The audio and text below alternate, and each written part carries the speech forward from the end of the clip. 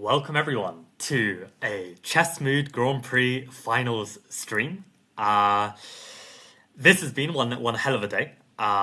Basically, I've been working my absolute ass off to recruit literally every living organism that I know to try and play in these finals. Because going into this tournament, I genuinely believed, we'll be able to just have fun in this final tournament, and our final rankings will be what they be. Until that is half a day ago, when I found out that an 11th team had been added to the Chessmood Grand Prix, which is this Kaffers team XOXO, who don't who haven't even participated in any of the qualifying events, somehow have been given a wild card for no apparent reason. And suddenly, the top 10 prizes are 100% in question, given that we are currently ranked, 11th in the starting ranks.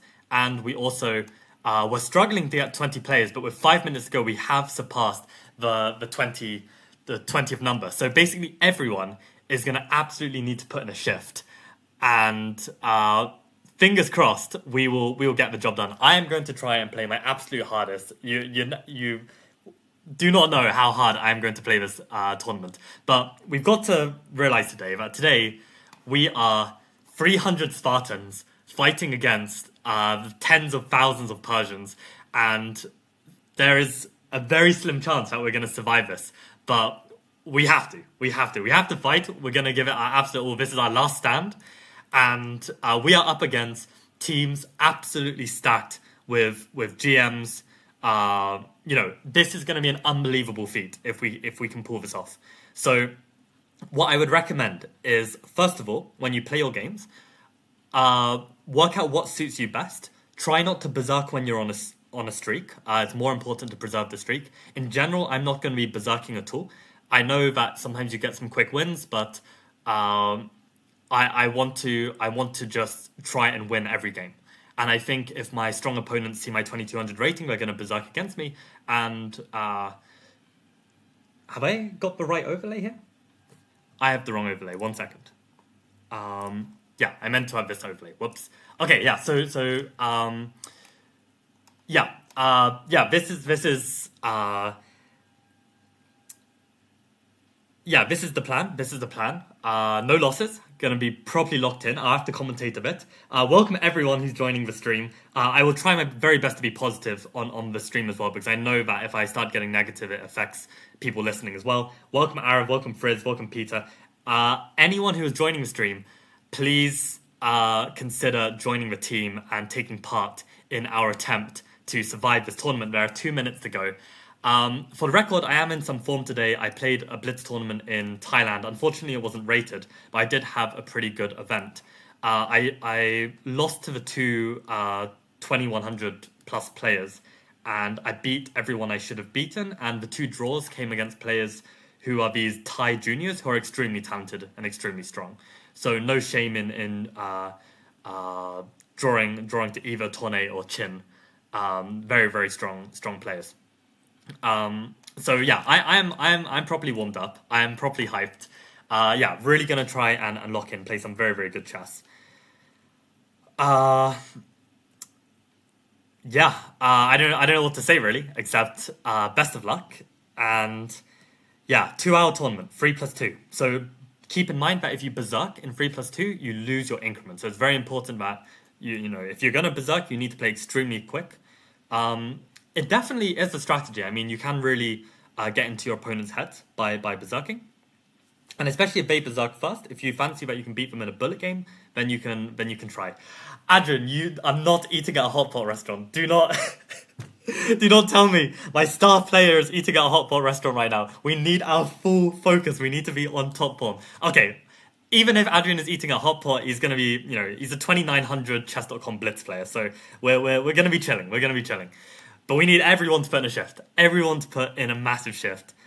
Let's do this, guys. Got 1 minute to go. Any final questions before we begin? Let me make sure this volume is on. Looks like it's good. Okay. Definitely want to hear the countdown. Oh, I'm hyped, guys. I'm hyped. Oh my god, Kath's team is only getting stronger by the second because obviously she can give out like prizes based on this final tournament.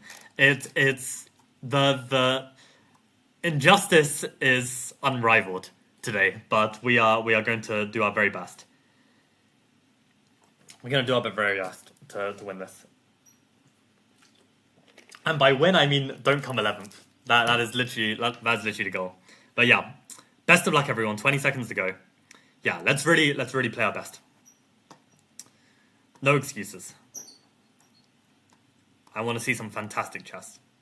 Remember, we are the Spartans, okay? We are the Spartans. Let's go. 10 seconds. 9, 8, 7, 6, 5, 4, 3, 2, 1. Let's go. 0. Okay, so for anyone who doesn't know, I'm playing in Zen mode because I want to, stay as focused as possible. Okay, we've got a London system. Very standard stuff.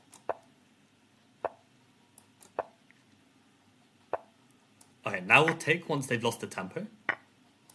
Probably they're going to play for e5. And we keep the knight on d2 covering e4. This is very important. So this position is equal, like maybe even black slightly better. But I understand where to put my pieces very well. That's the hope, at least.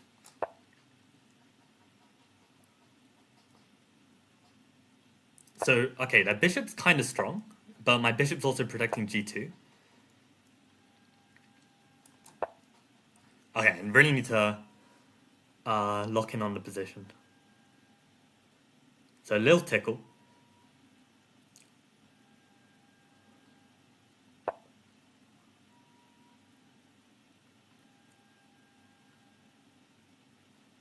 Probably... Can I get away with this? I think I can. b4 is the break that I'm looking for in this structure. As long as they can't push d4, then I'm quite happy. Okay, fine.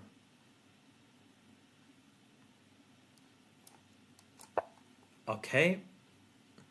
So my idea is that this d5 pawn is going to be a permanent target for the rest of the game. Had a little trick just there. Alright, let's head back for a second. The only downside of this structure is that it's very grindy, so it's not great for playing quick. Can we take over the a file? I think we can. I think let's try. Let's try to take over the a file. In such stable positions, even one slight advantage is going to be pretty huge. Okay, he's gone for it. I see, so my rook was temporarily loose. Okay. So I wonder if he'll sack. Yeah, he does.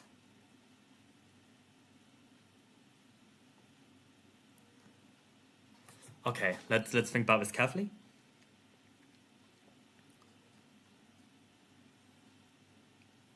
Okay, probably I need to play this. If I can put my knight on c3, I'm not too unhappy. But yeah, I've probably got a slight weakness in structure, so... Yeah, this guy's playing well. Okay, we get a knight to c3. This is all I wanted. The rook cannot stay on the back rank. And once it's flushed away, maybe I can take on b5. Let's do it. It's a little greedy. But I think we can.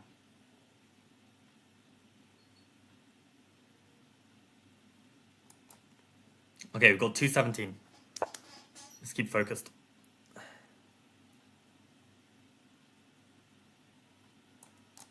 Okay, block up that file, hit the bishop. Of course, c3 is probably coming. Stay sharp. Oh, we can take the bishop, can we? And we win the queen, but then they promote. Ah, that's so close to working. Okay, doesn't quite work, that's fine. If they take on b4, I can definitely take the bishop on c6. Also, guys, remember, very important rule, if you get down to 10 seconds left, you need to tell yourself you've lost. This ensures that you don't get into unnecessary time trouble. Now, I smell a tactic here.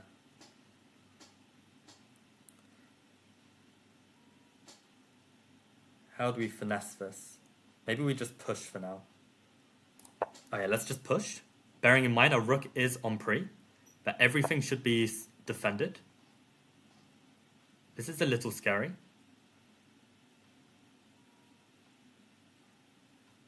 Alright, let's just hit this bishop.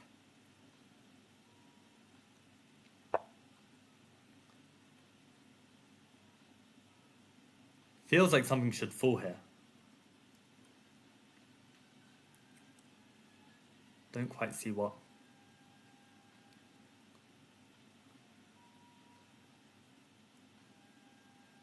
Alright, let's just head back. I think we can do this. This guy's playing very well, though.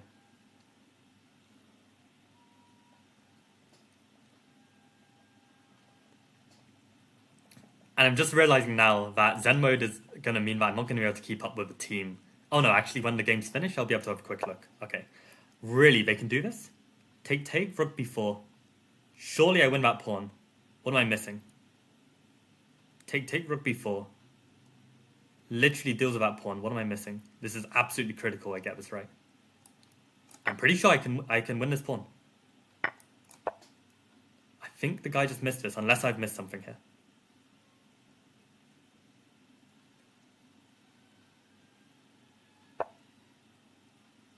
Okay, we've got to take. Then they'll take the back rank. Okay, we've got to take first. Then I think we can push.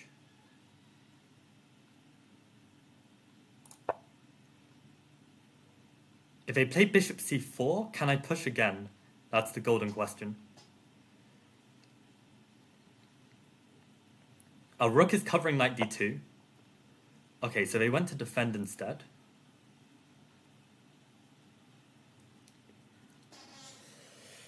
Oh, what's the finesse here?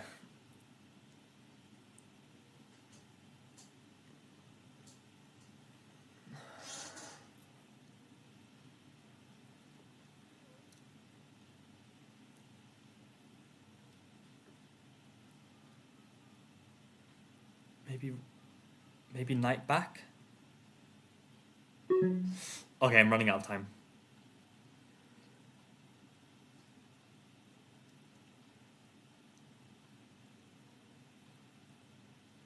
Oh, what am I doing? I'm blanking. Okay, let's just make a move and let's try and get out of this. Okay. Let's try and play like king f2. Oh, king f2 blunders a fork. Oh my god. Yeah, I'm definitely choking this a little.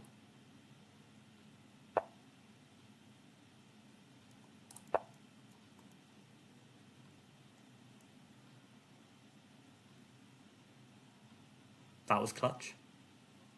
We got below 10 seconds though. That was really silly. Thankfully they blundered. Come on, focus.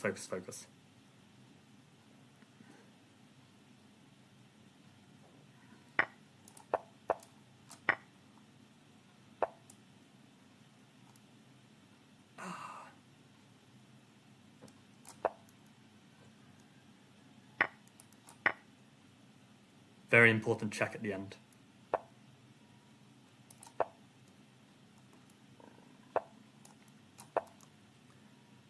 Okay.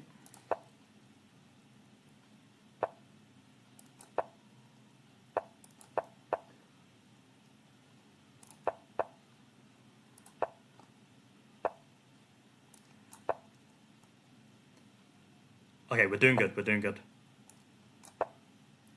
Just watch out for stalemate tricks as well.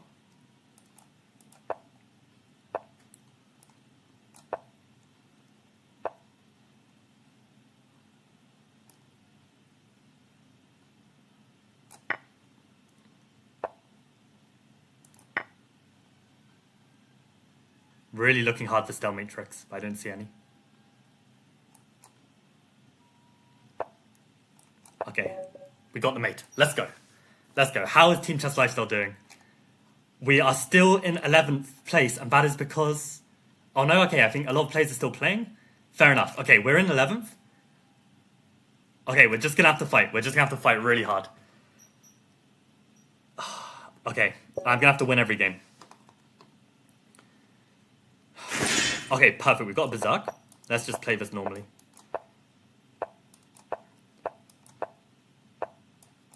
So no mistakes.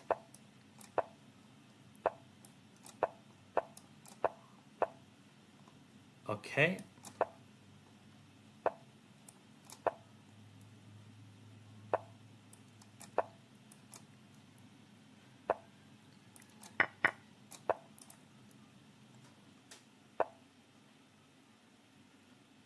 Okay, can we take this? Big decision to make. I think this is fine. Or maybe we give a check first. Maybe let's give a little check first, just to mess up their coordination.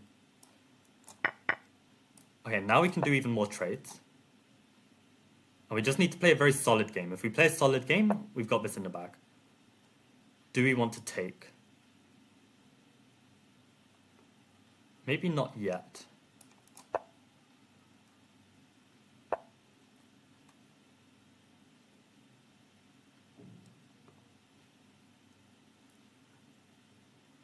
I need to try and open the center ideally.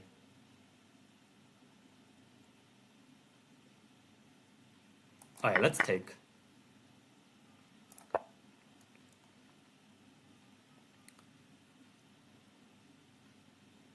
Glad that they're thinking a bit.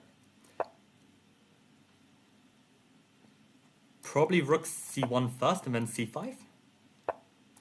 Keep this close and play bishop g3. If they want to win that h-pawn, it's going to require some work. Let's put the bishop here now, or do we want to open up already? Let's open up already.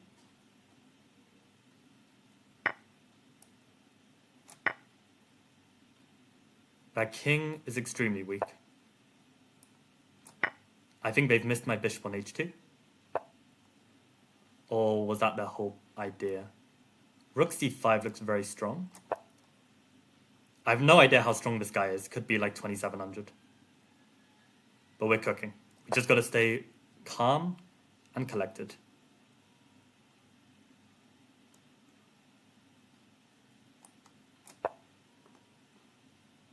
Make sure that those files don't open.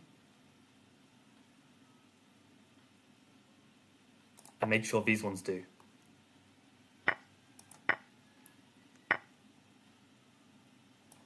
Okay, we win a bishop.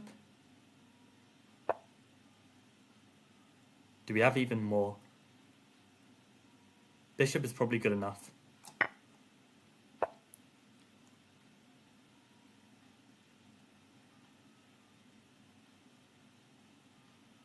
Okay, let's just find the strongest move here. I'm sure there's something good.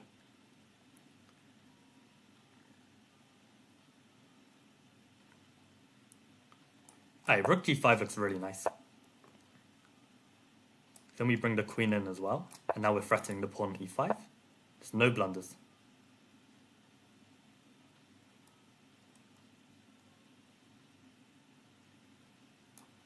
Okay, we can go for this trade.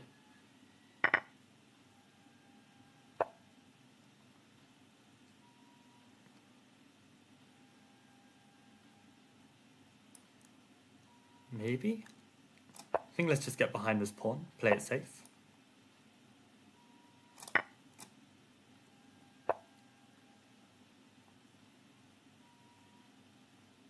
Alright, how do we deal with this actually?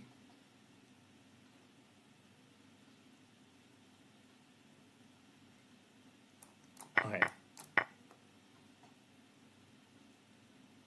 I've got bishop e5 as the point. And then rook g5 if he hits my rook. So I can get rid of that. And now we've got to try and convert this endgame. Do I want to keep the pawn though? Check. here. No, maybe I just win the other pawns. Okay, we got the resignation. Let's go. No idea how strong that guy was. Probably quite strong. If he berserked against us.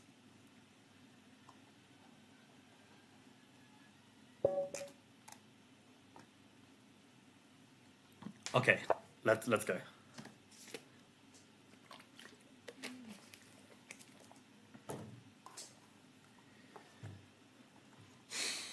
Okay. Game number 3.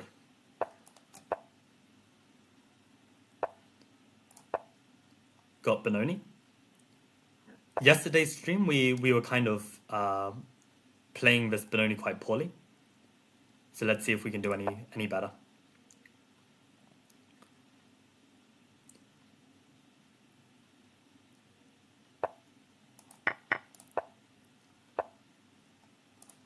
I'm realizing my move order is a tiny bit dodgy, but for blitz it's probably okay.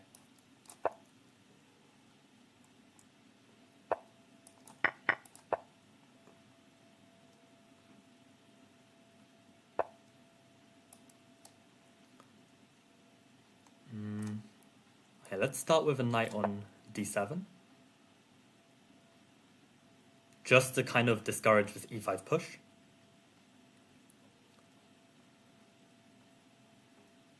Really got to lock in.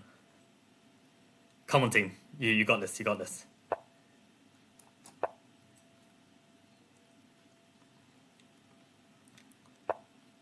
A win against 2400 Frizz. Fantastic. Keep it up.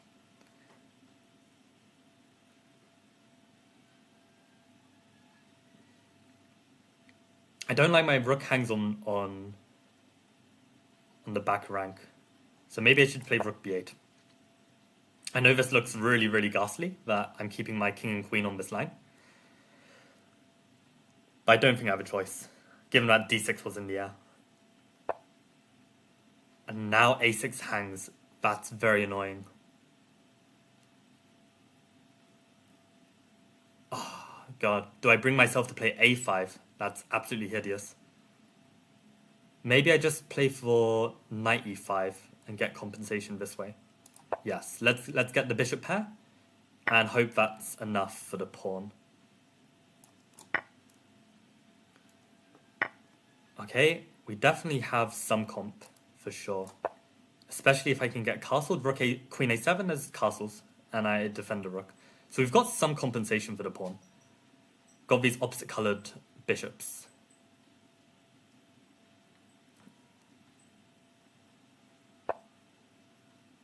Okay, let's get castled. Now, what targets do we have? That's why they went rook e2. Don't quite have knight takes d5.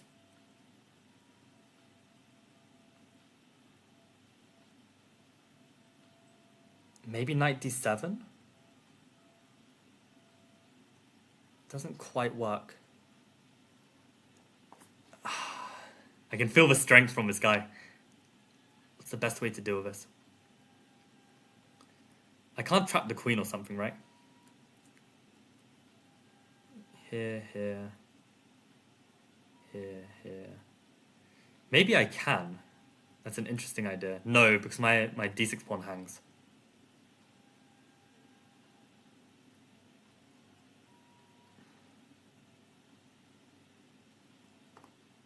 Okay, let's play a very sad rook d8, just to strengthen d6, just in case my queen wants to go places.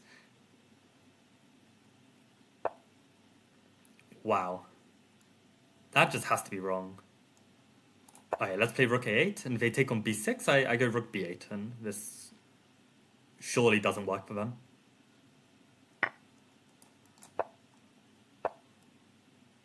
I can take on b2, for instance. Has to be tried. Has to be tried.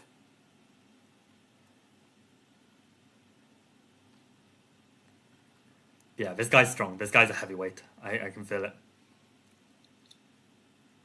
But we're Spartans. We gotta fight this. We gotta fight this.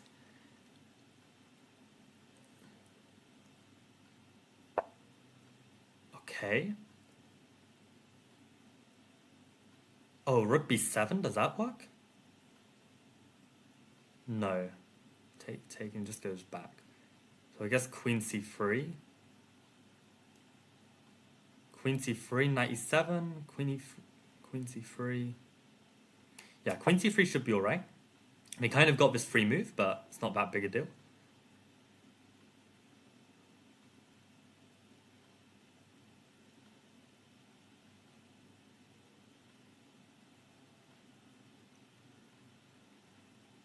I was really trying to make something back rank working, but couldn't quite make it work.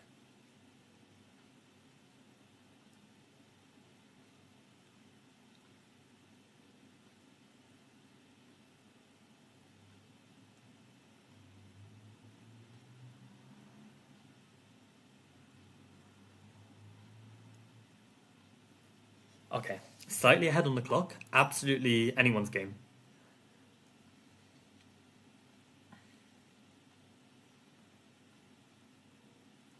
Got to be careful of moving my rook away from the back rank though. That's the only thing.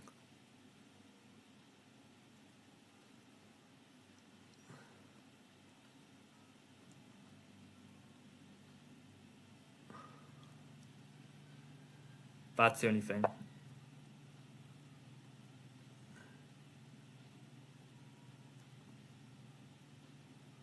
I guess I've got to try this.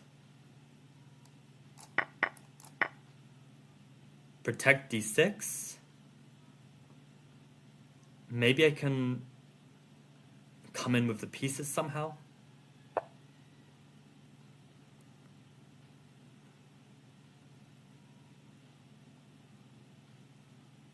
Let's try it.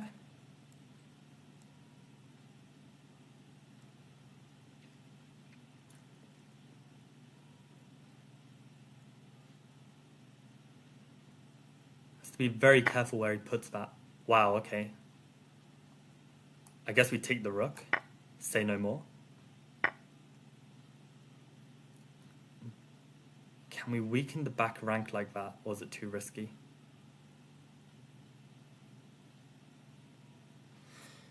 Really want to take the a-pawn, but does it work? Take, check. Surely it doesn't. But does it? No, it doesn't. Of course it doesn't. Maybe bishop first? Okay, big brain move. Bishop first and then take the rook. Take the pawn on a4. This is my big brain solution.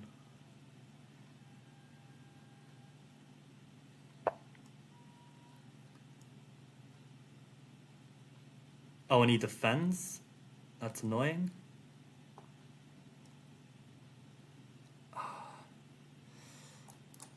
Okay, let's attack it again.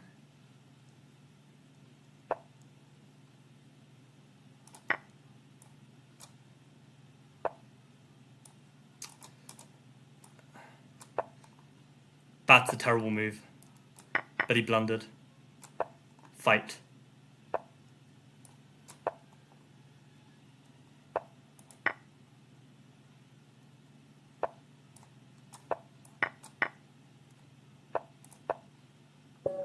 Let's go. Come on. 3 for 3. Probably that guy felt like a title player for sure. He was playing really well. Playing really, really well. Okay, we're on a streak. We're on a streak, guys. Let's keep this going. Okay, we're currently 100 points behind. So unless we have some hardcore comeback, I don't know if we can do it. But all we can do is just our absolute best. Okay, this guy's not going to berserk. Let's try and make it 4. Okay, we've got Trompovsky.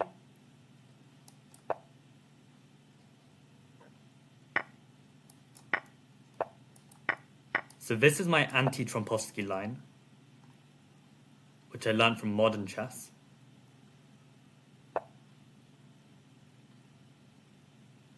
Okay, so the idea is to play... It's been so long since I've played this. Okay, I think f5 here. And then you go g6, knight d7, castles, yada yada.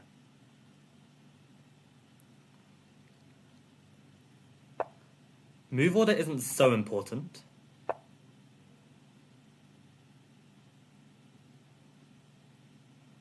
Probably g6, or maybe knight f6.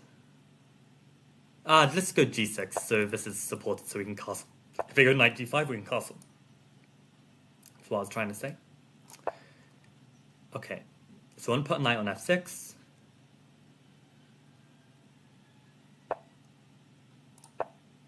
That's the thematic move. If they go e4, probably I can push f4. That's what I'm thinking. Keep it locked down. Yeah. Yeah, don't fancy opening that all up. I do wish I had a little more experience here. That's one advantage of playing Trompovsky. Like, you don't get as much experience as other openings.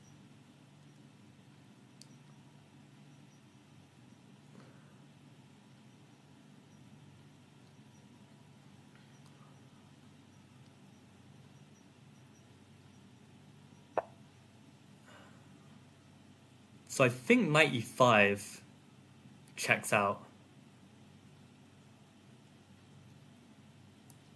Somehow I like it. Somehow I like it.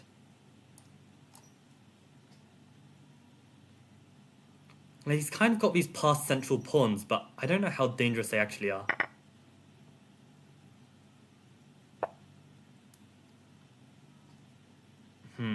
Surely bishop d7.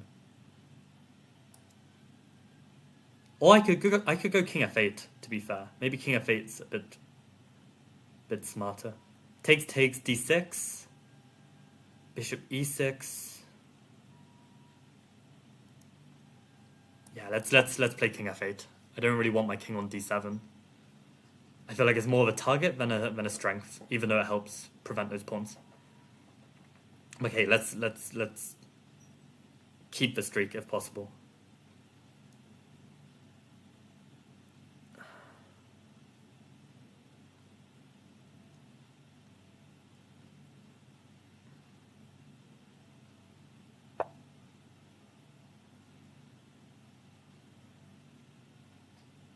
So now I want a6 b5. Or is that too ambitious? Maybe let's start with king g7 first. King g7 first feels like a very useful move to open up our rook. Can always play a6 b5 later. I'm sure they can play a4, but then they have to spend a move doing that.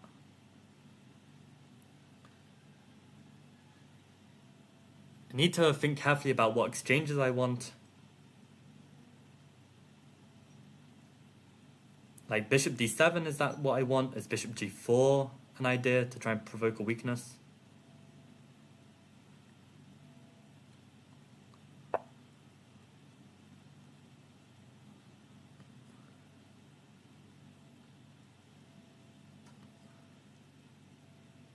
F3 is begging to be played.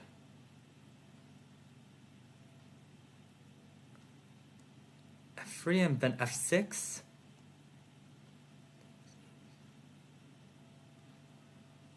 You know what, I think we've got to try it. Let's go all in. Let's go all in. After all, we want to keep the streak with a win, so we've got to play a little risky.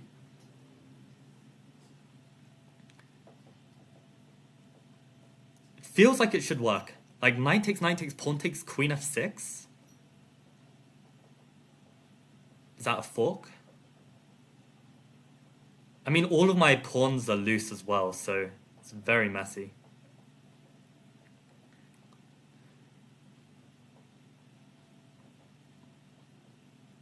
If knight takes, do I have anything else? It goes pawn takes. So now I do have f6. I think let's just try it.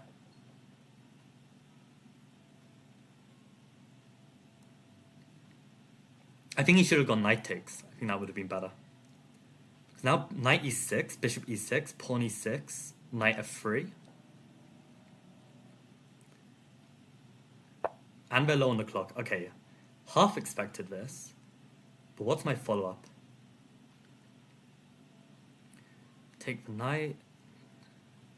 They take here. Take back, queen takes. Not great.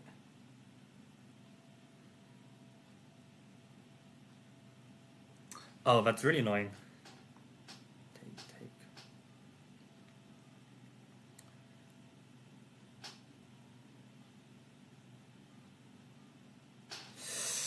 How do I make this work?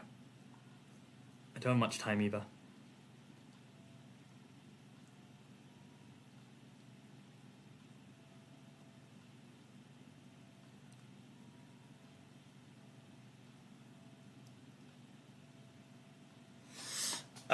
Okay, let's think. Come on.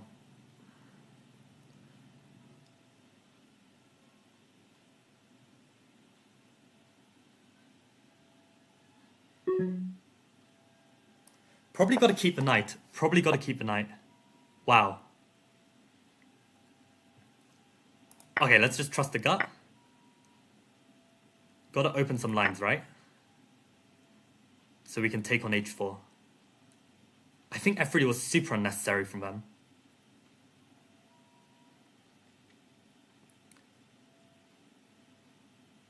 So queen e1 maybe? I can still take. Wow.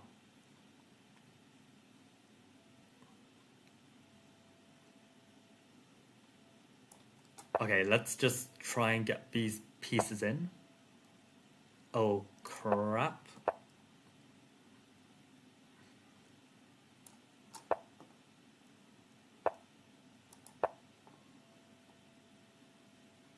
Some survival instincts.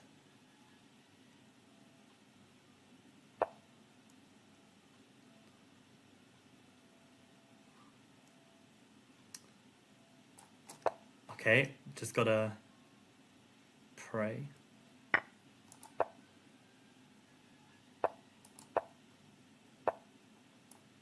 Oh crap, that doesn't work.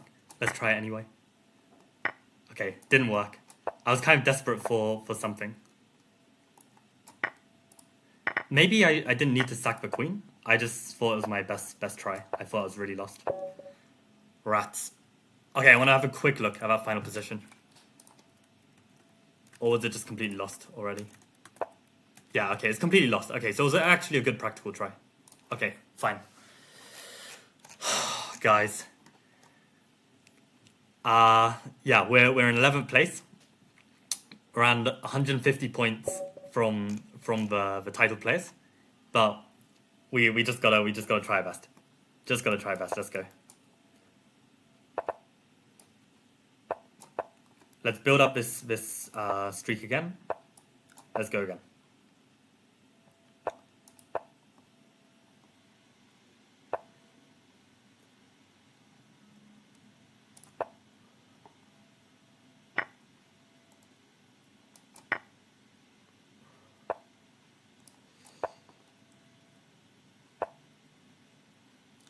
The other saving grace that we might have is if another team does not fulfill the regulations correctly. For instance, they're not showing like the Lichess Chessmood logo, stuff like this. Then they might actually not be eligible for a prize. But we're really clutching at straws at this point. I think I can play knight d2 with the point that bishop g2, there's rook g1. So okay, now we can play. I think I want to go f3 and then bring my king back to f2. Do I want to play a4 first? Maybe rook c1 even. Rook c1 looks very good because then I can move my king to e1 and it's not so bad.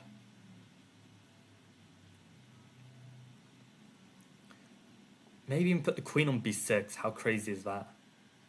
I like the queen on b6 just because it prevents white from pushing b5, prevents knight a5, just kind of locks down black's position a little. King on d2 might not actually be that bad, unless they're going to open up the game, which they're trying to.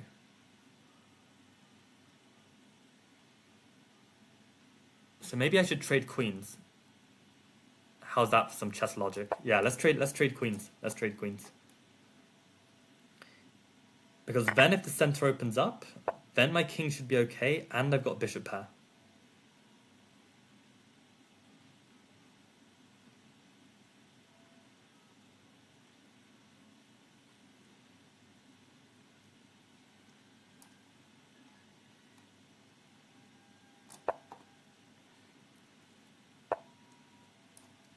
kind of wanted my bishop on a3. As odd as it looks, it's secure, it covers that diagonal, covers b4.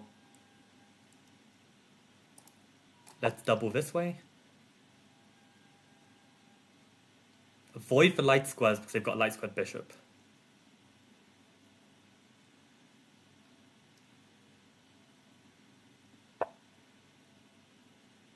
Oh, now I can take on a6.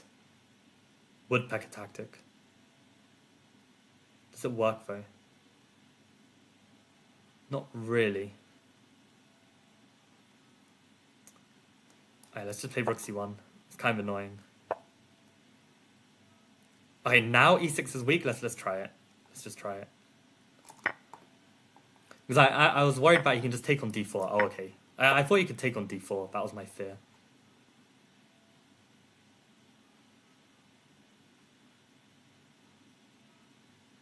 Okay, let's grab this pawn, because why not?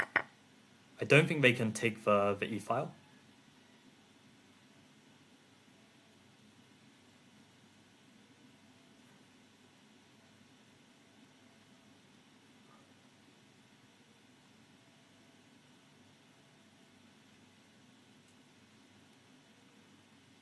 Okay, so we're up 2 pawns.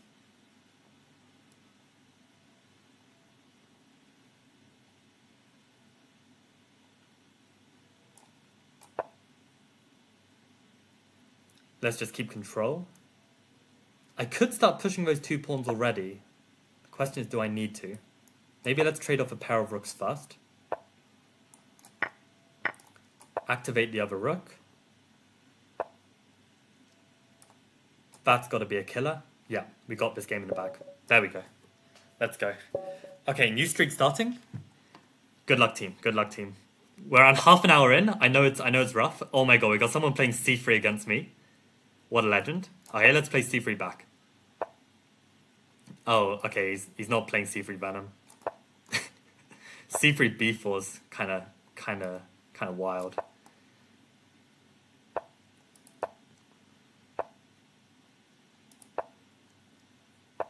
Yeah, it looks like he's going for e4. That's such a sus move. Let's ignore it. If he really wants e4, he can have it.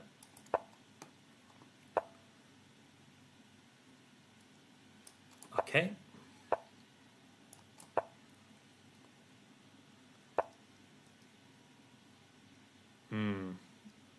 What's the best way to handle this?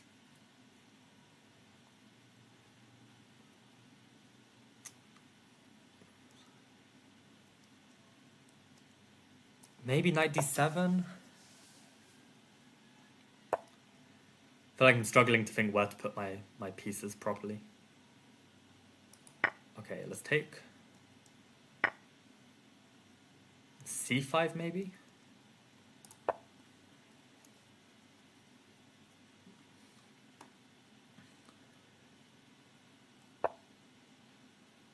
Okay, that should be okay. Right. Yeah, I'm sorry this commentary's been pretty awful.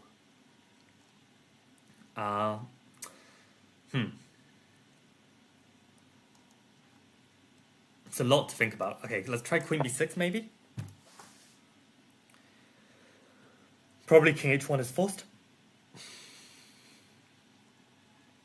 Oh, I'm hitting the b pawn as well. I didn't realize that. Oh, in that case, then I just win a pawn. That was kind of lucky. Wait, what? Oh my god, I can't take this. I am really tripping. Yeah, no, okay, I need to wake up. Need to wake up. It's only 4 a.m., guys. It's only 4 a.m. Get your shit together. Oh, I can take on e5 though. Or can I? Because then they push a5. But then, if they push a5, I take b5, and I hit their bishop. I'm gonna hope that this actually works. Looks like it did. That's good. Okay, so we've got a slight advantage now. Time to grind this out. Let's try to go for that other pawn. While their pieces are a little uncoordinated. Oh, we get the resignation. You legend. Thank you so much. Thank you so much. Where are we at? Okay, with Crow leading the pack on 16 points, you legend.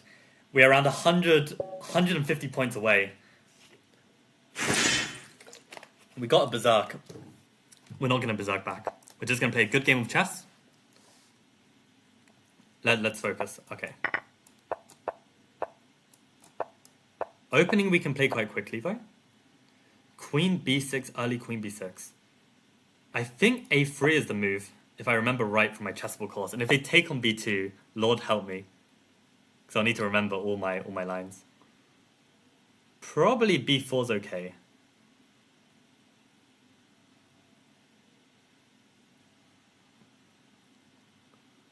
Don't really want to play e3. So maybe I should just go for b4 now. But they're going to take, so if I play e3, and then they take.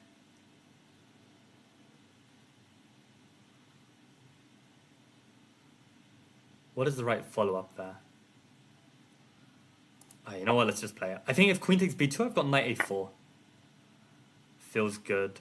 So what, now they're threatening to take? So I have to take with a pawn. Okay, fine. Now I want to develop quickly. Maybe like bishop d3.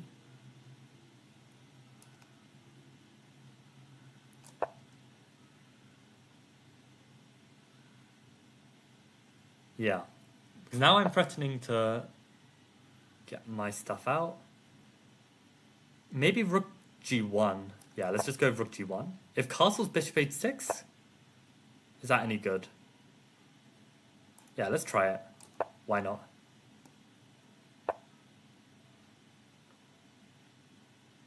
Surely we can cause some problems here. Maybe f4?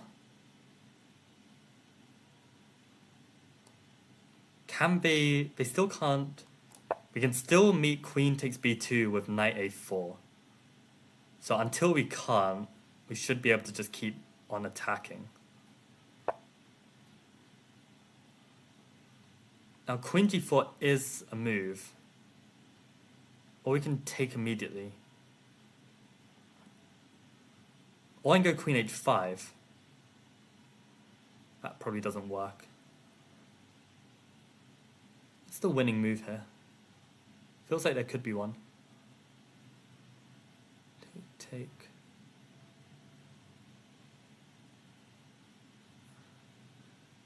Some double bishop sacrifice.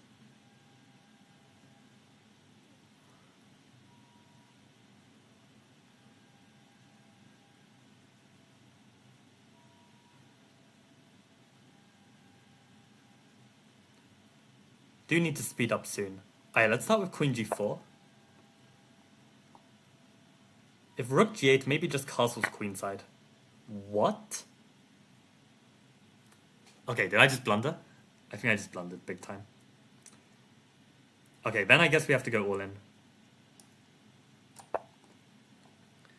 Yeah, this is not the kind of game I wanted to play. Not at all. How do I weaken their king? Yeah, this looks very uncomfortable. Maybe f5? I hope that this does something. He's also playing on Berserk though. That's the tricky part. Alright, let's just take and hope.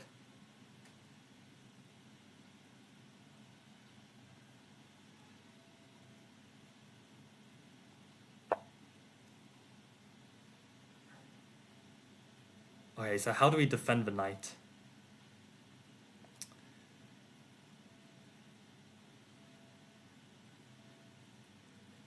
Okay, let's play this. Queen b2, king e1. And just run. He doesn't have increment, that's the point. Ah, that's clever.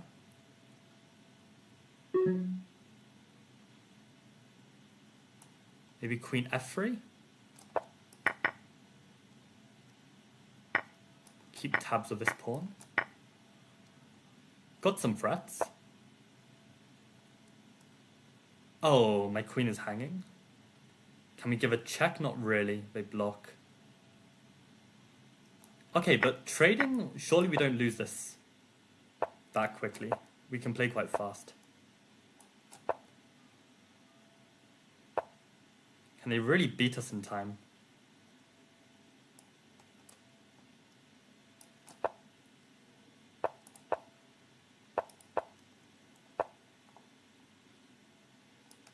Let me try this. Don't know if that was any good.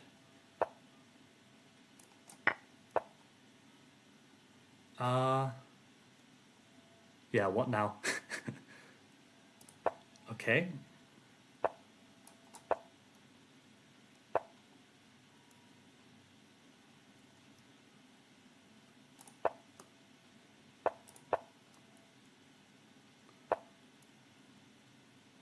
Do I sack? What do I do? Maybe I try and be annoying with this rook. And try and avoid getting mated.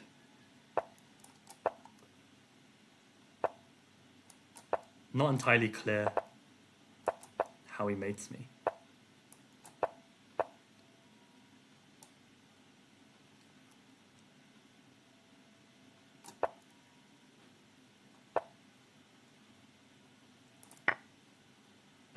Risky ass move from me. Probably foolish. Probably very foolish. Fair play, fair play, fair play.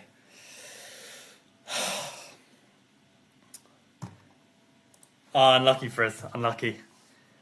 Man, I just lost the game against someone who berserked. I really should have got it. Really should have got the W. Yeah, we're really struggling for these points. Maria's now top. Okay, we got a berserk. We got a mutual berserk. Let's go. Let's try and get some points back. I know I said I wouldn't, but I think we got to.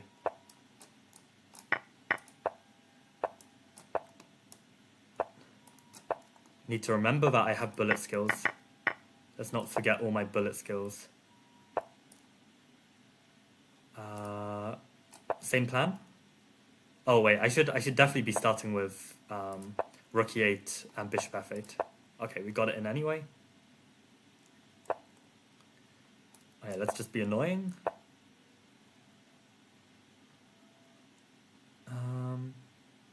There shouldn't be anything here. There really shouldn't. Okay, he's gonna throw absolutely everything he's got. I am a bit scared for some reason. I probably shouldn't be. I'm gonna play some very weakening move like f5. But it does get me the e4 square, which could be handy. And must remember it's a bullet game as well, so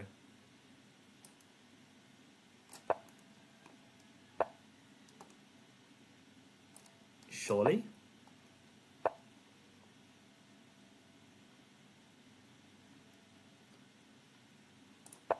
Okay, need a bit more speed.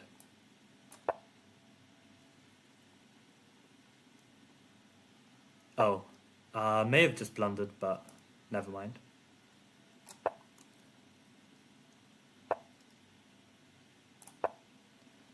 Very messy game.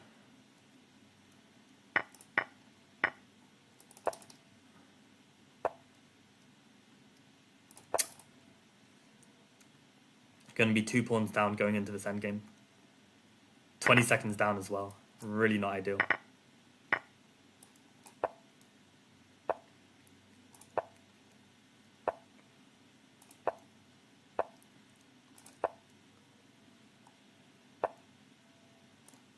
Hey, let's try and turn this around somehow. Okay, the rook endgame, maybe I can hold this.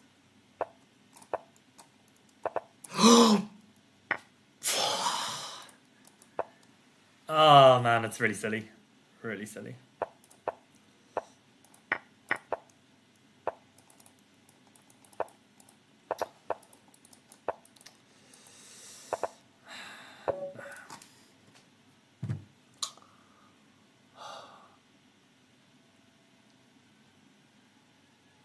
It's crazy. Even with the Zen mode, it's like really a struggle to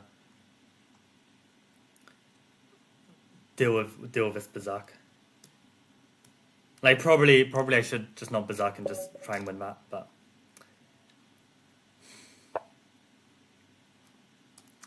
I don't know. I don't know what was the right play there. Maybe it was correct to try and go for it.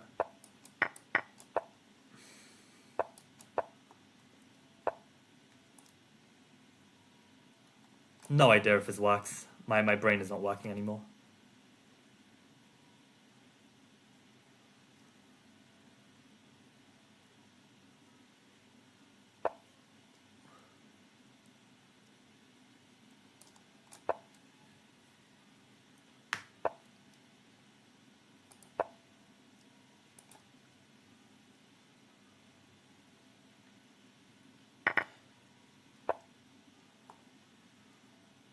What's the right way to deal with this? Maybe knight d7?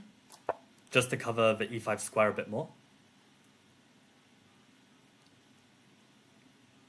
I don't know if I want to go f6 as well.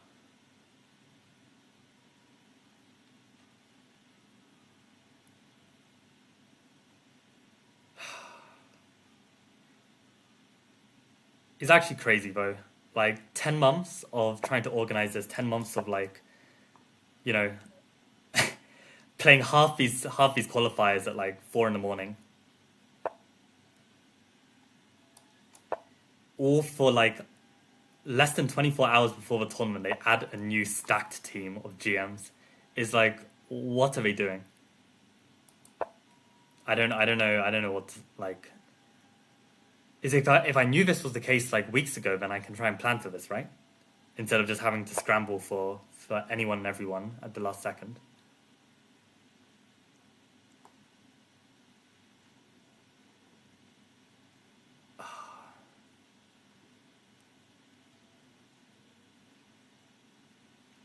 And this is why I hate systems of power. Because you have absolutely no say in any of it.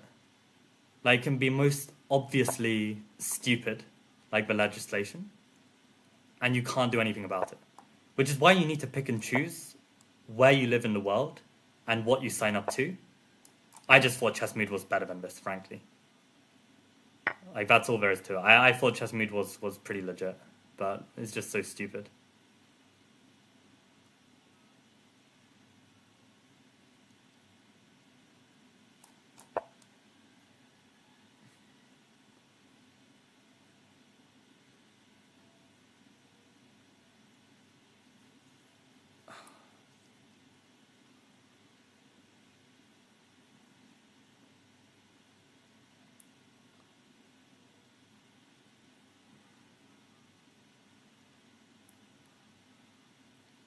I quite like my position in other news. I also said I'd try not to be negative, but it's hard. It's very hard. Because today we don't even have just the chess to be miserable about.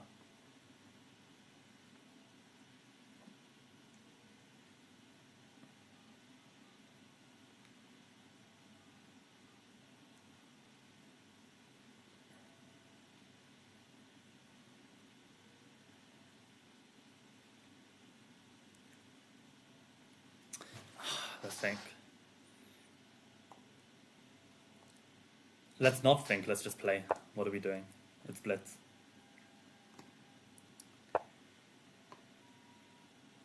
I feel like I've also forgotten my 10 seconds left, you lose rule. Like, I should really be more disciplined about that. I think I'm happy to take. I've got the weaker pawn, so I think keeping the knight on the board, it's like slightly in favor for them. With no knight, then I feel like my pawns are actually just facilitating my pieces quite well. Okay,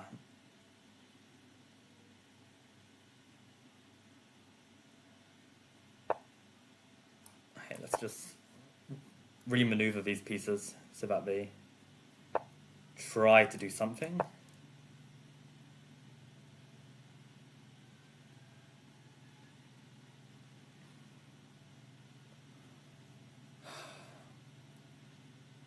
I think we offer a draw here. It's too grindy of a position. It's going to take forever.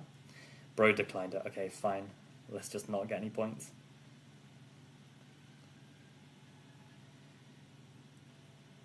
Moved houses and no Wi-Fi yet. Sorry to hear, Sapsara. Hopefully it's a nice house. Hopefully there's nice Wi-Fi to come.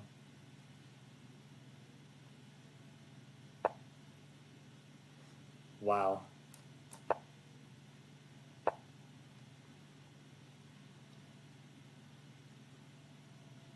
Do I want to make the trade?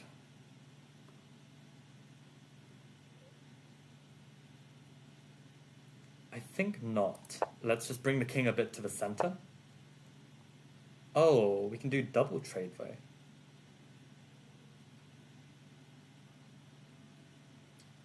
Okay, let's at least trade this one. I don't know about the other bishop. I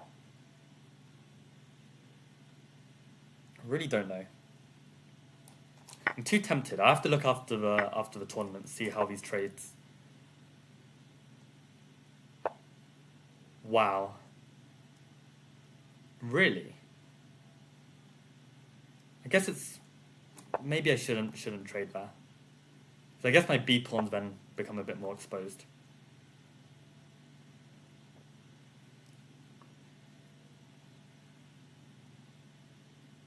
I don't want to play G6. Let's just stay solid. Oh, and Bro thinks he can win the pawn endgame.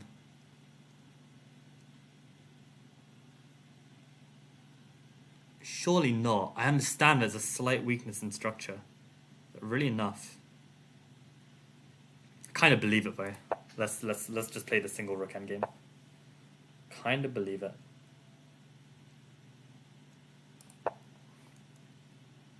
Maybe if I can play for rook c4 now and take with the b pawn, that's a different story entirely.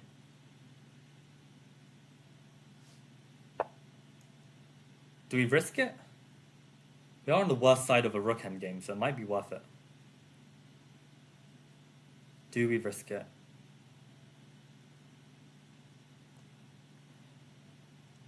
Yeah, why not? I think like...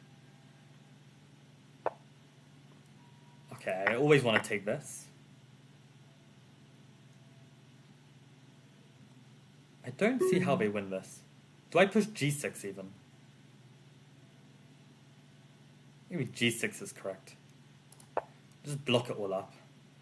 Stop them from playing g6. g6 for them looked a little dangerous. Okay, now where does my king want to go? Now do we trade? Because he can move his rook. Okay, let's come all the way over.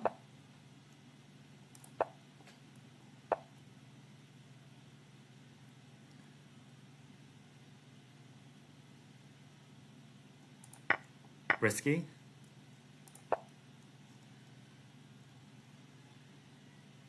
Don't see how he makes progress here.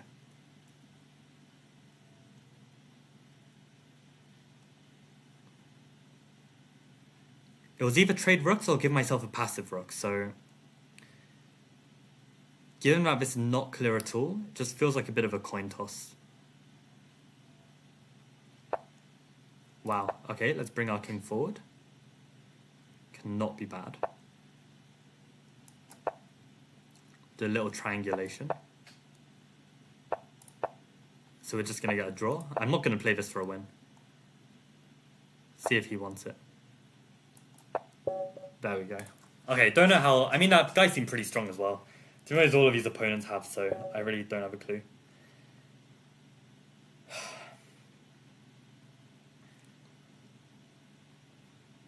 Okay, I guess we're playing a normal game.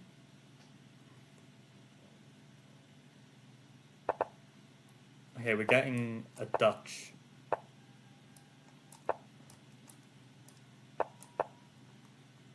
Let's see, our Stonewall. So in that case, let's start with the bishop.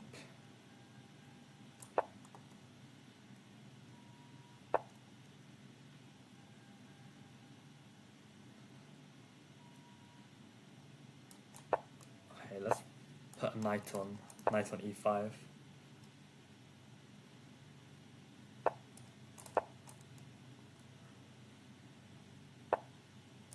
Put the other knight on. Maybe let's play h4 first though. Okay. Play h4 first just to cover this g5 push. And maybe try and put the other knight, because if we put the other knight on e5, if we had put the other knight on e5, then we can push f3 again. Now I feel like my bishop is very strong, and I can still kick that knight away. Now I could do something very funny, which I think I will do. I'm going to take and then play f4, and claim that my bishop is the better of the two bishops. So now this is going to be a serious grind to see if I can convert this. Do I want g4? Or do I want to push h5?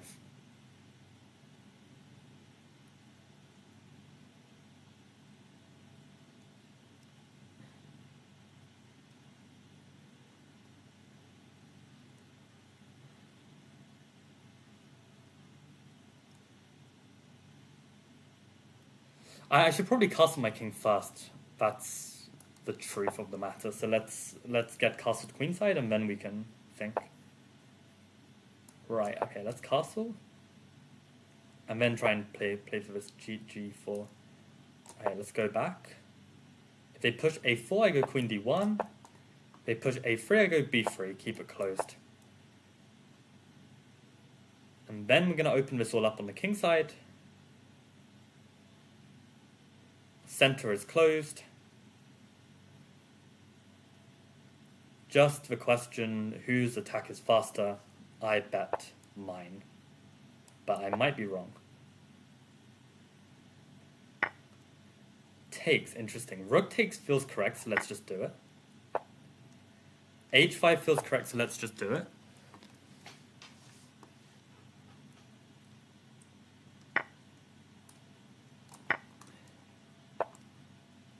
Okay, let's win this one.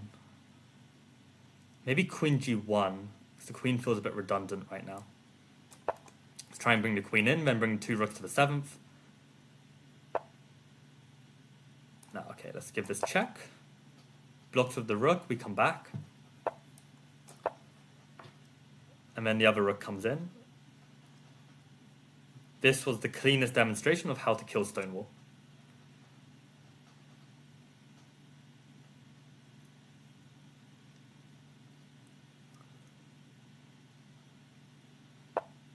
Okay, now the game isn't over just yet, so let's just double check for any resources. Let's take this pawn first. Think about bringing the bishop in, think about bringing the queen in. Also pawn up in case we need to bail out and trade everything. Looks very, very good. Maybe yeah. Yeah, I feel like I want to take this. No risk, no risk. Just hit the bishop. Looks really nice.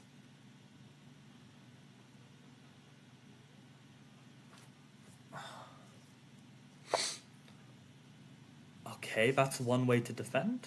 Can I not just take with the pawn?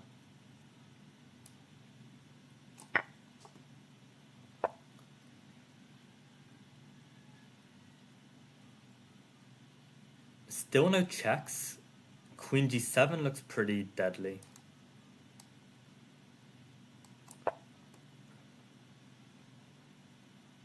Tripling up on the 7th rank. Not every day you get to do that.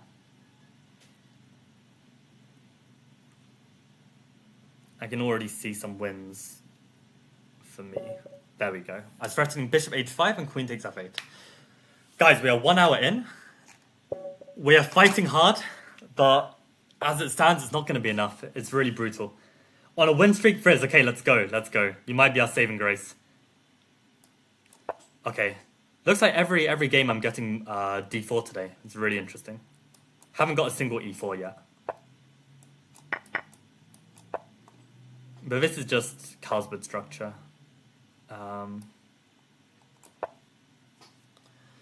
Just Carlsbad structure. Okay, bishop f5. Maybe should have started with that, actually. So it's interesting that earlier in this tournament, I had this exact same structure, and I didn't pick up on the fact that it was Carlsbad, which is very bad that I didn't realize. Okay.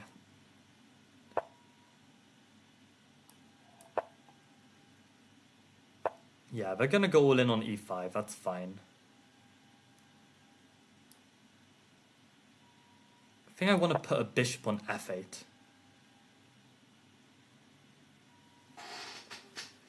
Need to be careful, my knight is under pressure, right? I can't really play b5 so easily.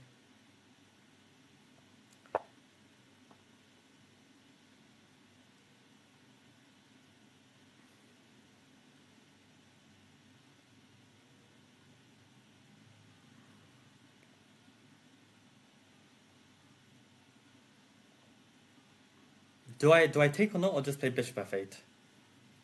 Maybe bishop f8 is the way. Then I can take on e5. I guess my only concern right now is bishop h4. But then I can go g5, maybe.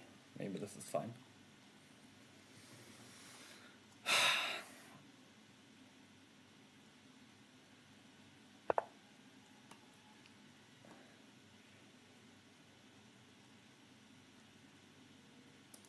Now we can take on e5. And we keep our dark squared bishop to help defend our king. So we're inching closer to having just a winning position on the queen side with the minority attack.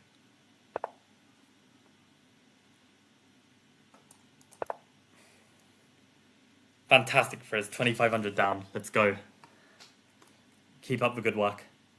Keep up that streak.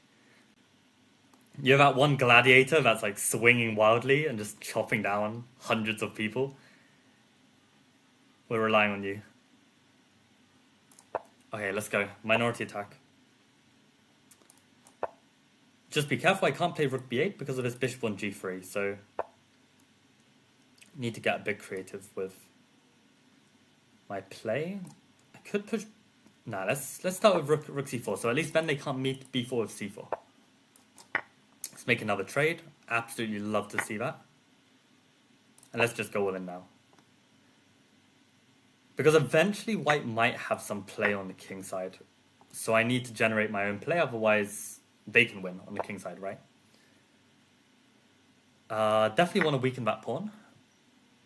So that's what I'm going to go ahead and do. Now how to attack? Probably queen a5.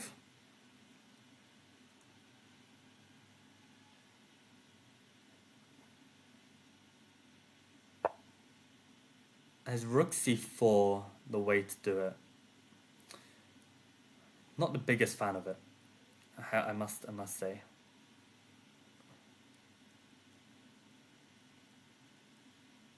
Somehow the queen move looks more enticing. No longer pressuring the pawn, but keeping tabs on c4. Maybe put the queen on c4 instead. Also just tickling the back rank a bit, yeah.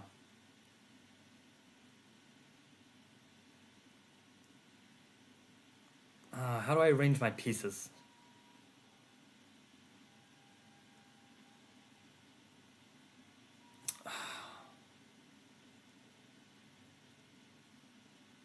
Let's just use the rook. I couldn't work out what's best, and I was taking too long.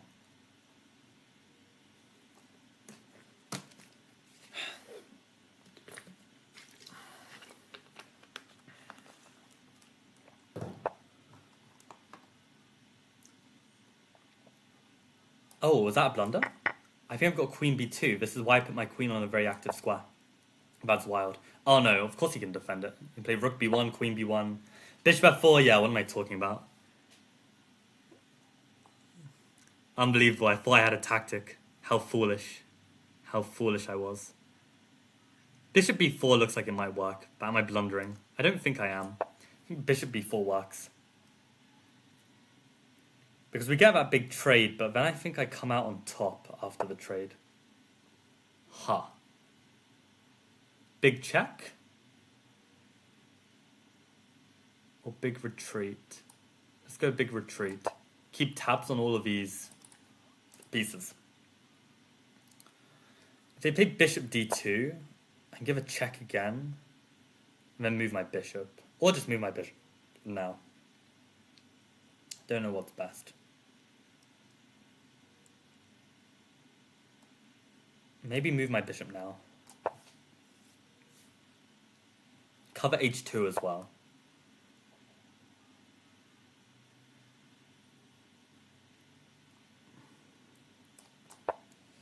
Don't know. Maybe I should have given a check earlier. I'm wondering if I can just be annoying. Just put this queen in here. Maybe I can even play like rook a4, rook a1. Try and attack on the back rank. Low key might be strong.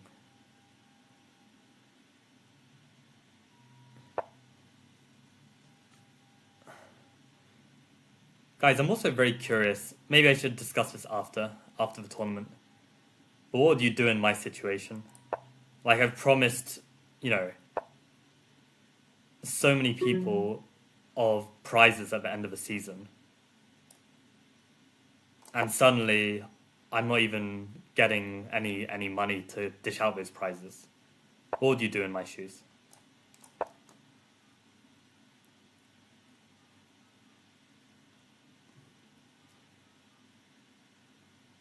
Like, the dick move would be to just say, sorry, can't give any prizes, ask for money from Chessmood. Which, to be honest, isn't completely unreasonable.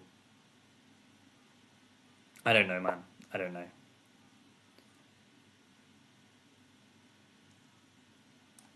Let's try this.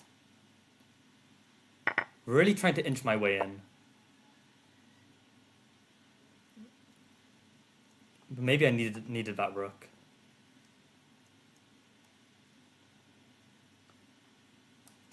Okay. Wow, he makes that weakness. Was not expecting that.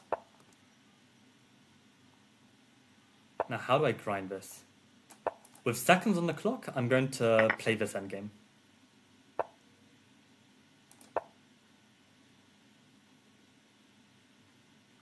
I just keep the bishop. Keep the bishop. And try and grind this out. Because the d-pawn's on dark square, so I should have a slight advantage.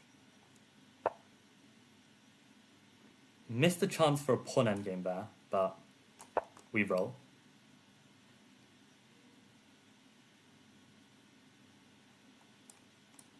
But I fixed his pawns on dark squares, so I should try and keep this bishop, to be honest.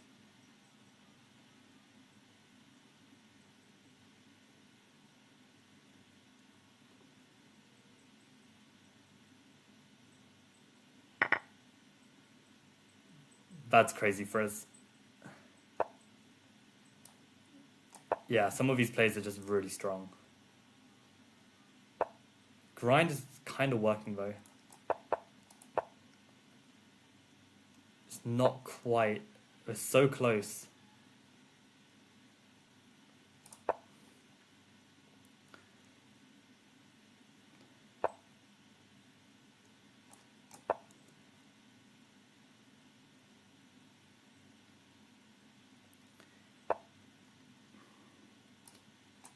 How do I get to these pawns? Ah, like that? Okay, he blundered. No, he didn't. He's got bishop c5.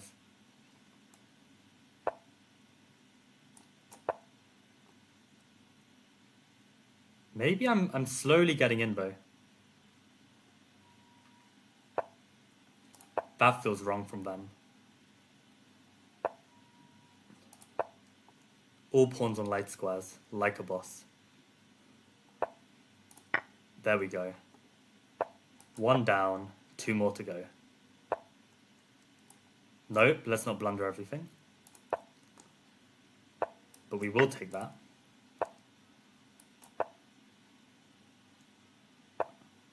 Let's show some technique. Let's not blunder any stalemates.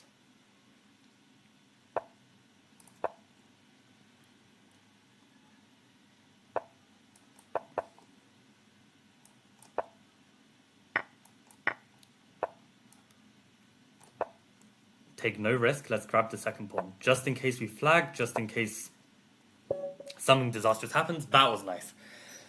Oh, that was a good grind. That was a very good grind. Oh, God. How are we doing? How's the team doing? 11th place, 200 points behind. You never know, they can have multiple heart attacks. I don't know. With Crow up in front, appreciate you guys. Let's go. Let's get the streak going. I think I've won 2 in a row.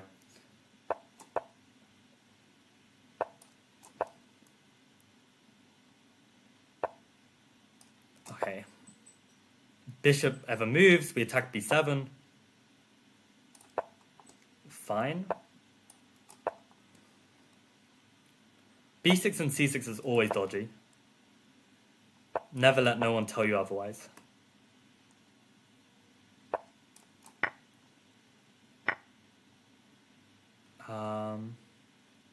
So tempting knight e5 f4, but probably just, you know, just too ambitious. It's just too ambitious.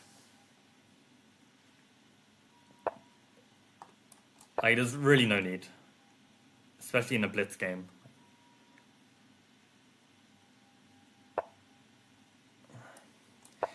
Arab, what do we do? You're like the one person like back at camp while all the Spartans are fighting, and you have one final wish that you can present to the Greek gods to save us in this time of despair. What do you do? What is our one hope? What do we do?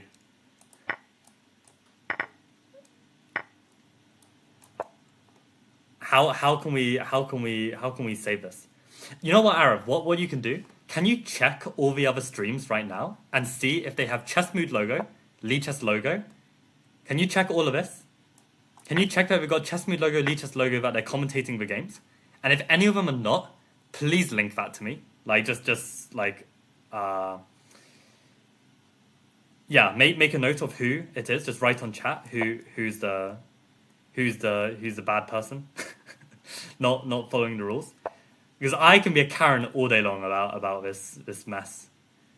That's not our fault at all that we're in this situation. F5 is a horrible move from them, by the way. Just weakening for no apparent reason. But now I need to prove that it's a weakness, not a strength. So let's actually win this. Okay, appreciate the help, Arav. Genuinely.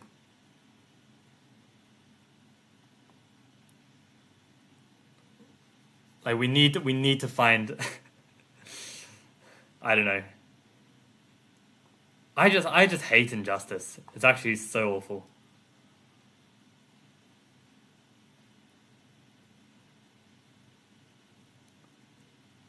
Oh, yeah, I should clarify. I hate injustice particularly when it affects me and my friends. That's you know, I can't fight every injustice around the world. But like if I bring people, if I encourage people for a particular initiative and it actually, you know, has problems, then now actually studying Keith Arkel's endings tells me that this position, if we were to trade all the material, my 3v2 should be a slight advantage given the fact that I've got the king on this side of the board. I should have a slight advantage here. Let's double already. Let's see if we get this. Slowly approaching a pure... And it looks like they want the trade as well. In that case, maybe we start with g4. Let's see if they go for the trade. And then we'll just go with f4. And then we'll just take this majority. They do. You know what? I want to put this to the test. I want to claim that my king being on this side of the board with the free pawn majority is slightly better than the 4. I'm going to see if I can outplay this guy here. Do I go f5? Not until my king's a bit more active. I wonder if I should have been locking up on this side, the other side though. Does seem a little dangerous. I guess I need my king on e3 actually. Because then I control the d4 break. Now a3 seems pretty necessary, right? So that I can cover... I think this makes sense, you know. I think this makes sense.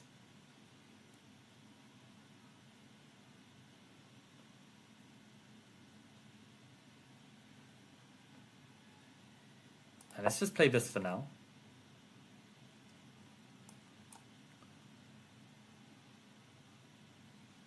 Oh, to be fair, maybe I could have gone the other way, like king e3, king f3, king g3, king h4, but then they make a passer. So maybe this is just completely drawn.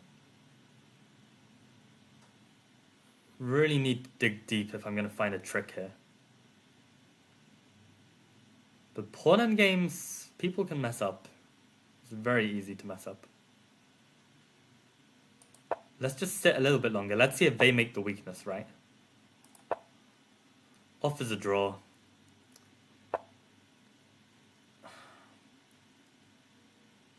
There's really no way to push this, right? Maybe b4 is an interesting way. Yeah, let's play it on with b4. Let's see if they mess up. Oh, I can get an outside passer. Now that's an interesting prospect, but then you get two connected pass pawns.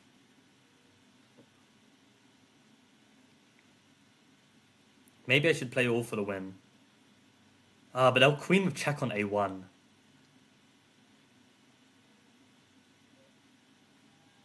Oh, you know what? This might actually be winning.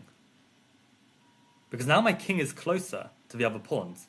Oh, that is crazy. Keith Arkle knows what he's doing. Yo, that's actually unbelievable. Because now I'm going to win the d pawn or trade it for the f pawn, and then I'll have a winning final pawn. That is unbelievable. That is the most fascinating thing that's ever happened to me in my life. Okay, that's not true. But how fascinating is that? That pawn endgame's actually winning. Thank God I didn't take the draw. Now, okay, let's be very precise about this. Wow. How cool is that? That was the coolest thing that's ever happened. Let's just go here. Job done. Wow. Okay, that was, honest to God, that was the coolest thing. After the stream, we're gonna look at that over. That was so cool. That was so cool. Yo, my life is not boring, and that was still the coolest thing ever. That pawn endgame, 4v3 on one side, 3v2 on the other side, is winning. Maybe not winning by force, but you have the winning chances. Thank you, Mr. Keith Arkle, for teaching me that.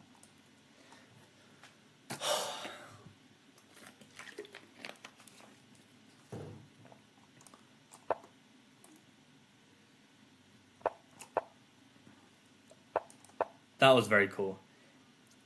I mean, if nothing else, you know, if I end up going $200 out of pocket due to this ridiculous situation, at least I had the experience to play out that position.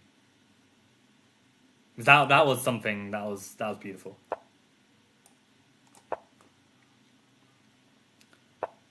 Okay, Joseph has both the logos. Unfortunate. Okay, how about the other teams? You're like Hermes the Messenger. Isn't that the Greek dude who... Okay, knight h5 is my prep. Castles, knight d7. Now there's a big fork in the road. He plays the old main line. And we go back. And we see if the guy wants to draw. We might need to play for the win. Oh, okay. If he does that... That feels like it should be wrong, but I don't know why. Let's start with rook e8.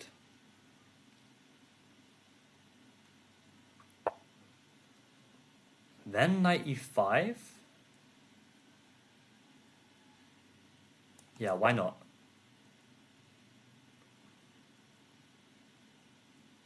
Knight e5 should be alright.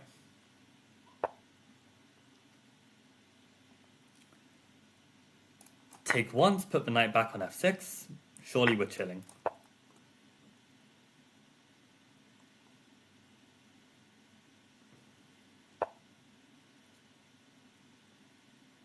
So probably a move like queen c7 now is useful. Or queen e7 even.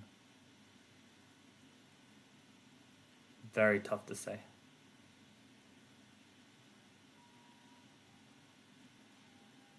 Yeah, I'm also getting very tired. I'm getting very, very tired. Probably like rook b8.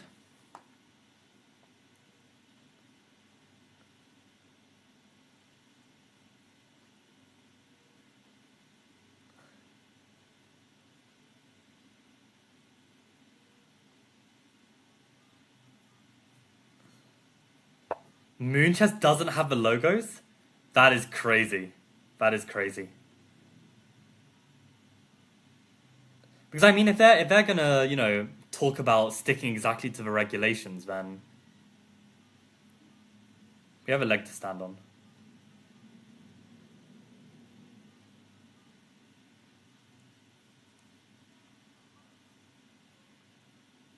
Okay, let's just play this.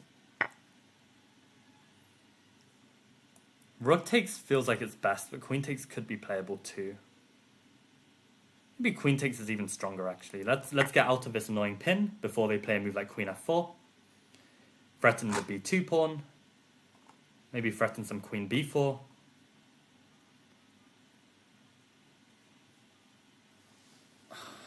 Let's have a quick snack. Quick snack mid-game as we think of what to do.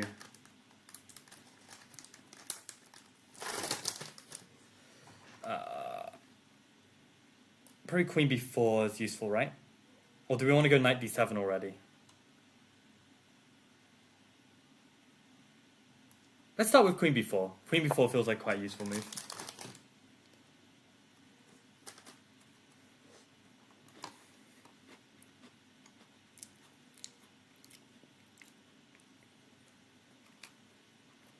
I can't believe we haven't got a single e4 game. We've had literally all d4 games. Like, how crazy is that? Not a single e4.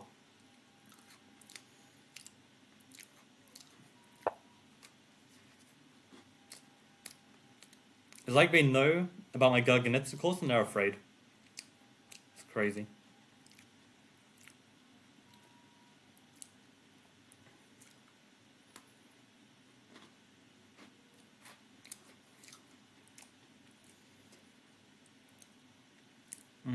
Then they can push.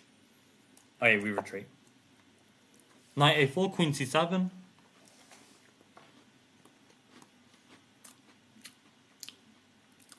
Game on.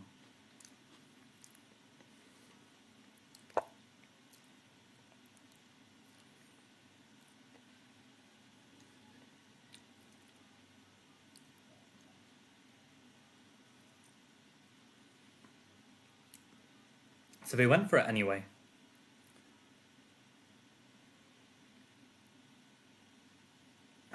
So annoying, but actually kind of looks good. I think we got to take. And then how do we deal with this annoying situation?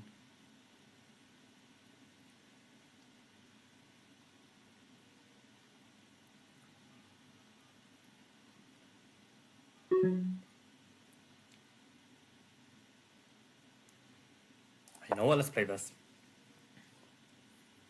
d6 rook a7 is my thought process. Takes on f6. I take the rook on e1 first.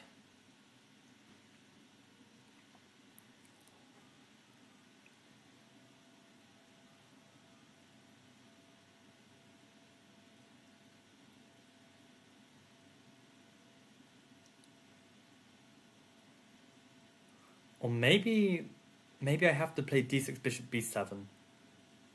Yeah, I've played bishop b7, which is annoying. Yeah, because they've got this line with bishop takes knight, and when I take on e1, they've got queen e8 check, and I lose the bishop on c8 when I play rook a7. So I was forced to play bishop b7, which is not good, because now d7 is coming in. And after yesterday's analysis, we learned how problematic this can be. So now we have the problem. Okay, can we survive? 10 seconds we lose. Come on. See, I'm not even thinking about the time until, like, I'm already down at 10 seconds. It's really bad.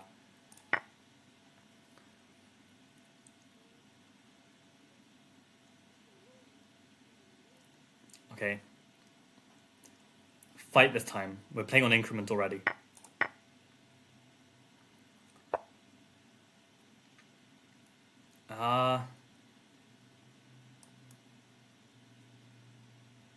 God.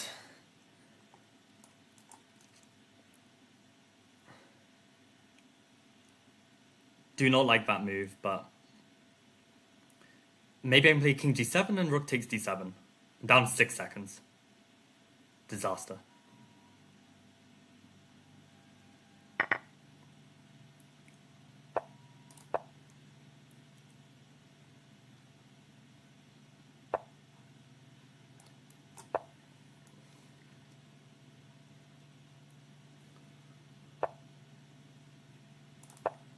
Still covering e8. Shit! I didn't see that. Oh, didn't see that. I thought they were defending the pawn. I missed the idea. Missed the idea. Ah, and the streak is lost. The streak is lost.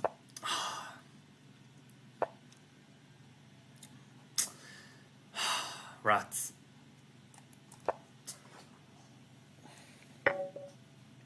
Okay, I need to use the bathroom real quick.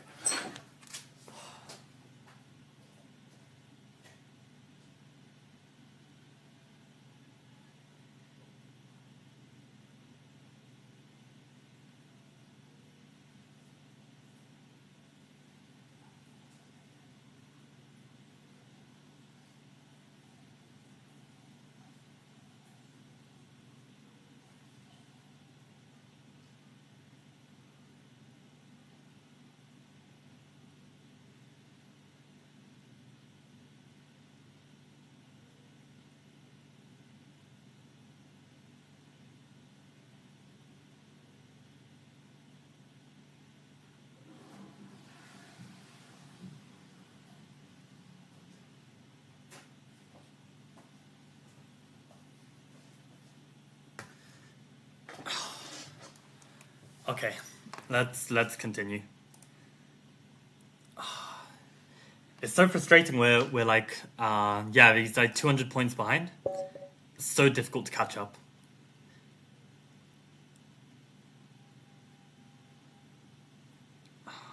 I don't know. I don't know if we berserk. I don't know what's worth trying anymore. I think we shouldn't have lost that game. Kind of just... Wait, what do I do here? Blanking.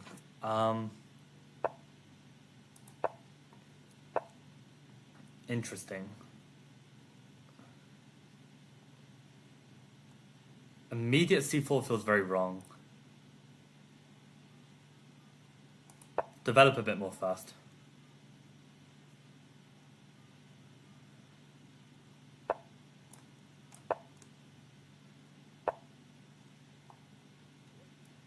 So sorry, I do not have time to check your messages right now.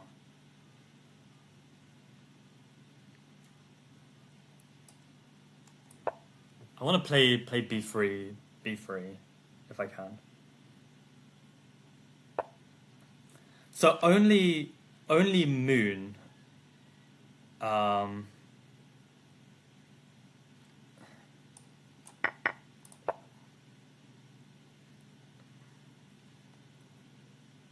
Only Moon Club. Only Moon Club didn't use the logos. Is that correct?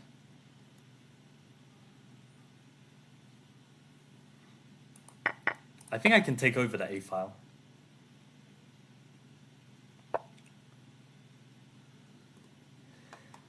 I take your points, Afsara. You raise a very good one about how people aren't, going to hold me accountable for like $25, $50, whatever. But at the same time, it's like not fair on the people who actually won as well, because they've been playing this season with the expectation that they're going to win some money if they keep playing. I mean, I can explain it. Maybe I'll just give them the choice. Be like, yo, do you want to redeem it or not? Like, I don't even know. Like, because I'm just as bad as Chessmood then, right? If I make this deal that by the end of the season you can make this money if we get to a grand finals. I guess that's the thing. Like, I did have this disclosure if we get to a grand finals, right? And in some ways it feels like we haven't got to a grand finals because we're instead having to play a stacked tournament with no warning whatsoever, right? So in some ways it feels like we're not, we're. But I mean, then I'm breaking my own rules, but it's as a result of them breaking their rules. So it's just a mess. It's just a mess. And I'm not a person that likes messes. So it's just very unfortunate.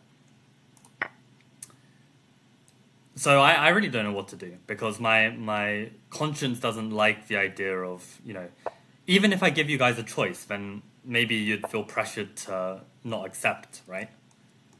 I'm sure some of my friends will accept and just be like, nah, bro, give me that dollar. But for the people who are nice enough not to accept, I feel bad as well. So it's just shit situation. And the fact that it came like one day before is and it's just one extra team. Like, what are you doing? And like the wildcard team makes absolutely zero sense.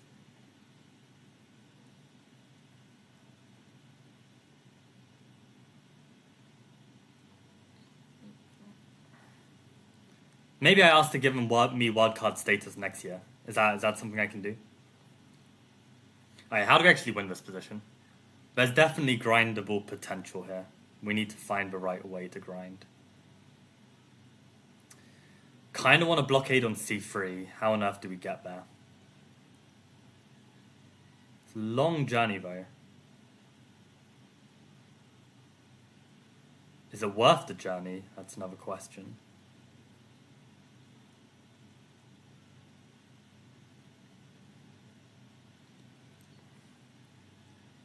Maybe I can actually use my active rook. Maybe that's a better way to do it. I was thinking originally of some plans to get the knight to c3, but maybe the rook can...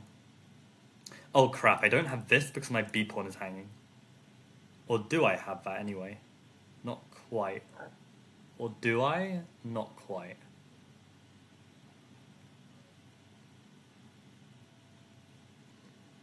I kind of feel like I need to go for it though. You know what? I'm going to go for it. Don't see a better way, because otherwise they get a rook on c8. They can still play rook c8. Their queen's defending it. I thought this prevented rook c8, which is very important, right? To get behind the pass pawn.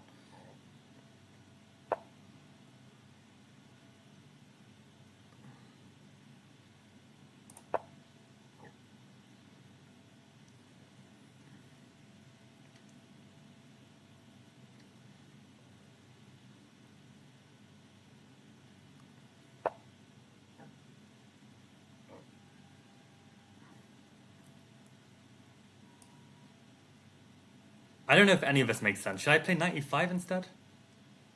I think knight e5 feels very strong. Does it just win on the spot? I mean, there's tension on the rook and the knight. Somehow they defend both. What a beast.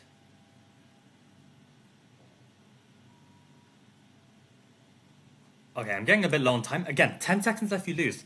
I don't know why it's so hard to follow my own rules.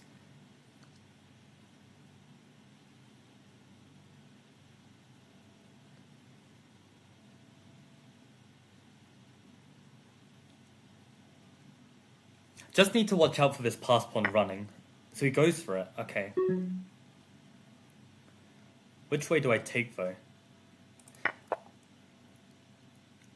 Such an interesting position. Let's get the tempo on the queen. Wow. Give a check. Now let's just go for the trade.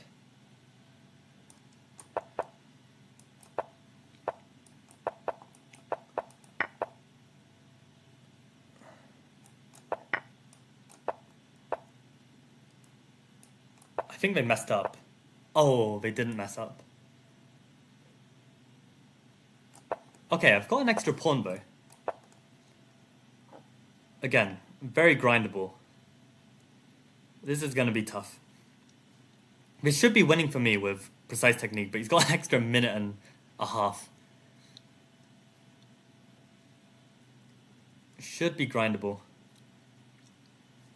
I'm very curious about how Zen mode is going to pay off.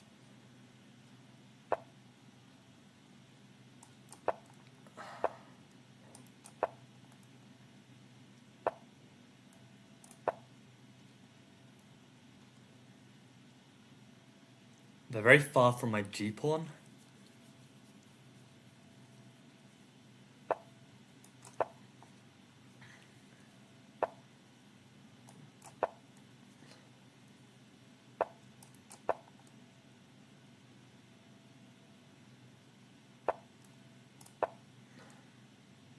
somehow they've found a way to get there in the end.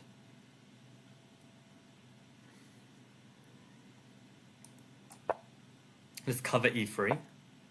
Really? I can take that. I don't know why. I think they just got so focused on the fact that I was low on time, they just did not calculate. It is incredibly risky for endgames. No place for intuition in endgames.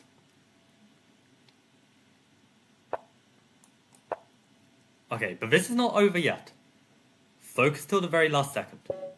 Okay, now we can relax. Good win, good win. I feel like every time we've had an endgame grind, I've managed to win it.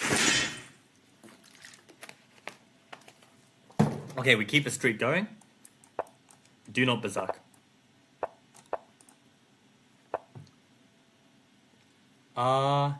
Here, I believe my move is knight d2. And d6 here, interesting. In that case, I'll just go queen b3. Just go e3, keep it chill. Interesting. In that case, let's tickle a bit. Create a little bit of a weakness. Let's see if we can provoke a quick move. Okay. Maybe that was unnecessary, but tempo is not too important in such a position. Maybe it was actually. I don't know. I was just realizing that maybe I had some knight takes g5 if black wasn't careful. Alright, let's push one more.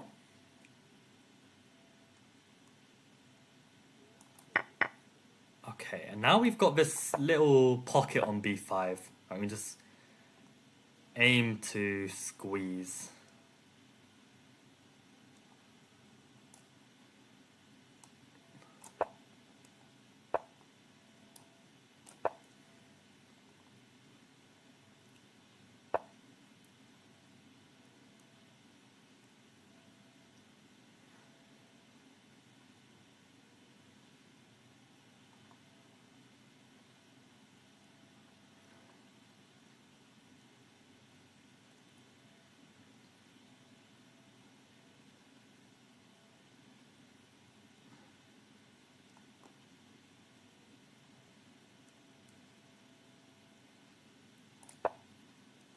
How funny would it be if I actually sued Chessmood?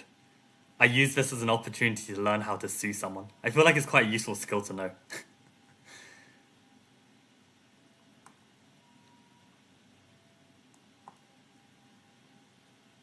So they're going to start pushing the h-pawn maybe. So then let's start getting backup pieces. Can also try bring my rook down. Oh, have I just won a pawn?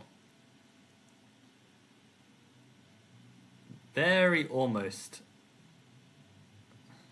Or have I? Not quite, right? I take the knight, take the pawn, bishop c6. Maybe I start with this then. Let's start with this. Threaten take the knight, and then take the pawn. Happy days. Ah, it's an annoying move.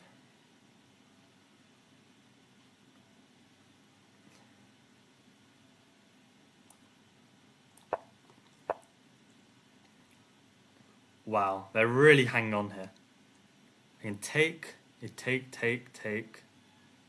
Oh, but I win a pawn.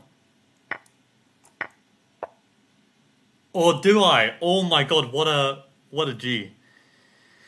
Holy crap. So I have compensation, but do I have enough?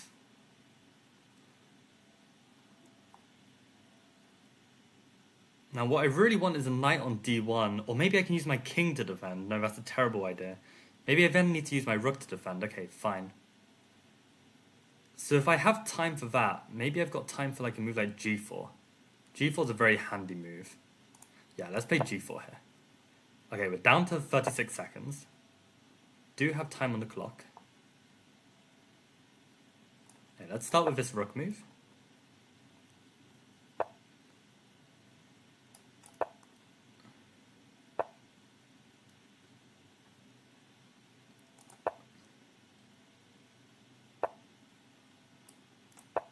Let's just play some intuitive moves, build up a bit of time, put some pressure on them.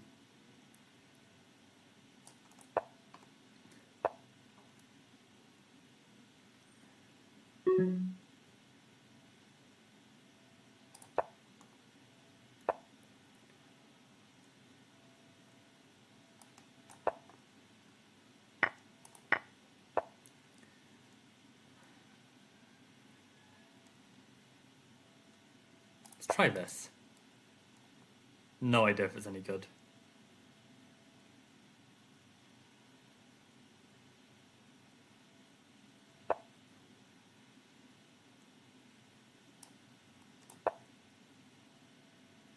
I get c4 as the point.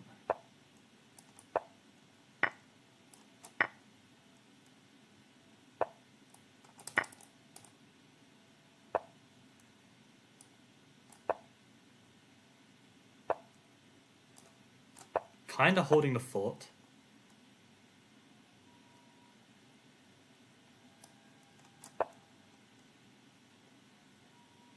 These knights are terribly annoying.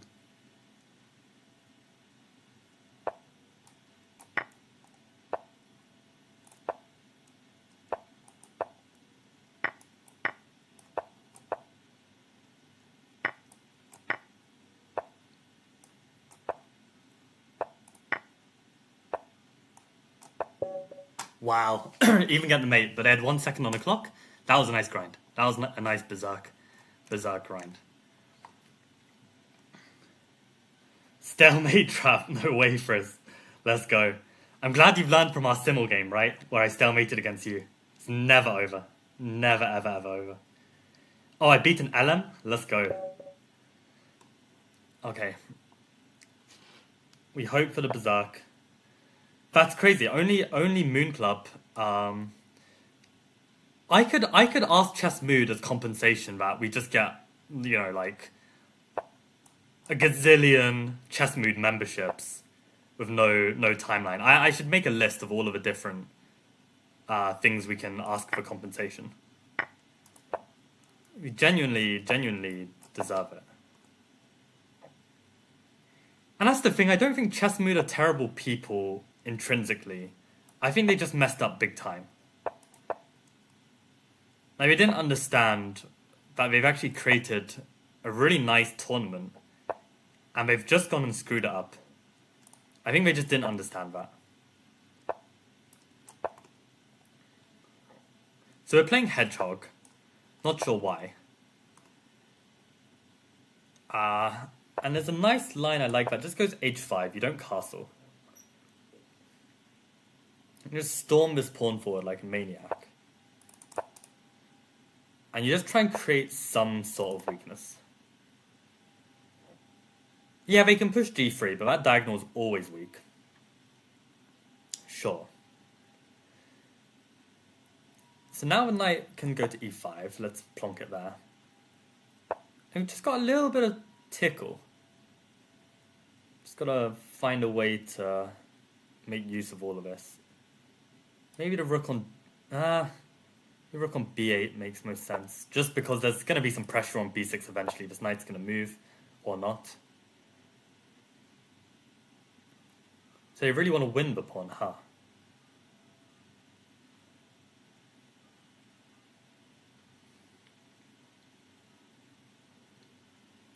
What's the right way to break this down? Maybe my plan is completely wrong and I've misremembered.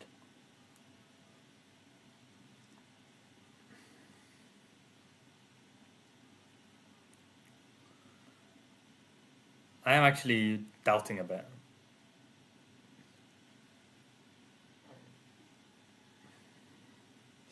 Oh, what's the right break here?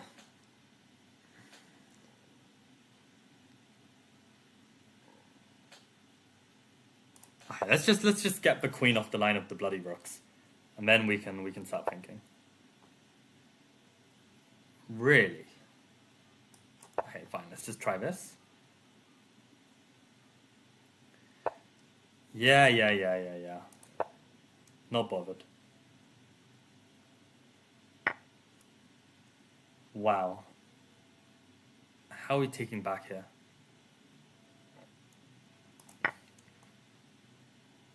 King was never castling that side anyway.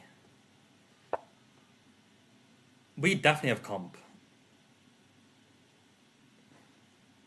Can we push f5? Maybe we can. You know what? Let's just go for it. I think f5. I really don't know. Really don't know. Because rook d4 is bishop f6. I don't know why they pushed f4. I think they had it much simpler. I think they could have just, rounded up my h-pawn and just played it slowly. I don't know why they went all in.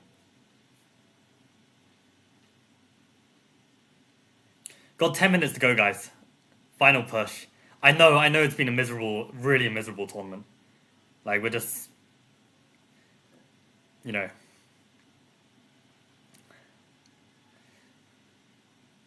What people don't know about the 300 Spartans. Oh, crap. Let's deal with this. So I guess rook f8 is necessary? Maybe I should have played king f8 before f5 then. It's tough to say. But yeah, what people didn't know about the 300 Spartans is that there was also 7,000 Greeks who were fighting as well. So even though the numbers were incredible, it wasn't just 300 Spartans. And this is at the end of the day, we literally just had 300 Spartans. We didn't have those 7,000 Greeks to help as well. Like, we just had a little bit more support. That's all we needed, but just too little too late, really.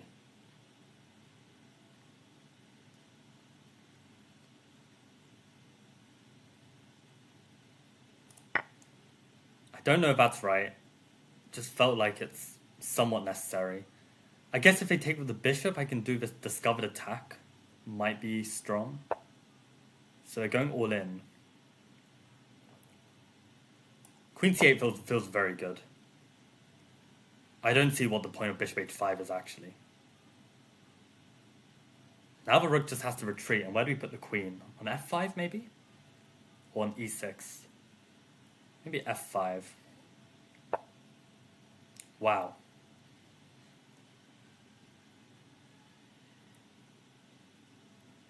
What's the right? Queen c7 maybe? Oh, then they saved the rook that way.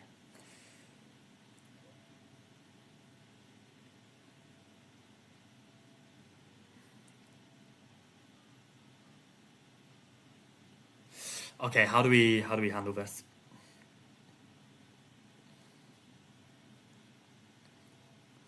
Bishop h5 is coming. Oh, we need a welder of a move. It's not coming.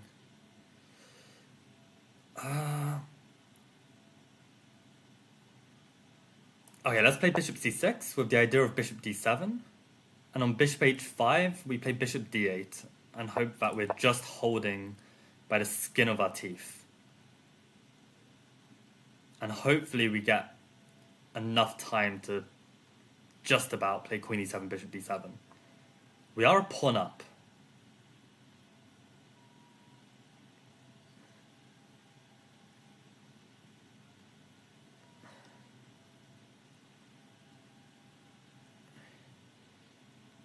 We are getting to that point, Arav. The making friends along the way comment. Was that the real purpose of the Chessmood Grand Prix?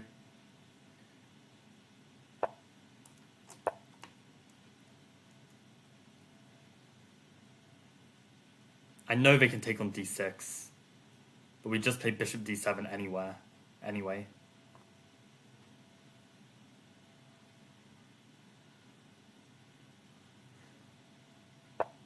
Oh, they didn't. I think they missed a big opportunity there to take on d6.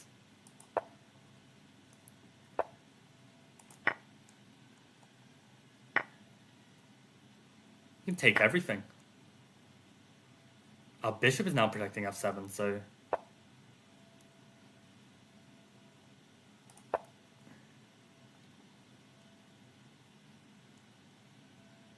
Okay. Oh, they could have taken on c5. I missed that. What is going on? Rook is hanging.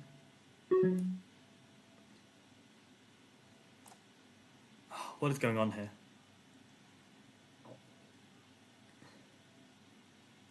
I guess I just have to not get down to 10 seconds.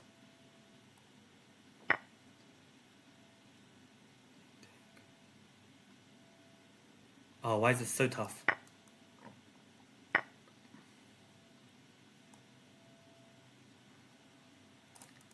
Come on, make a move.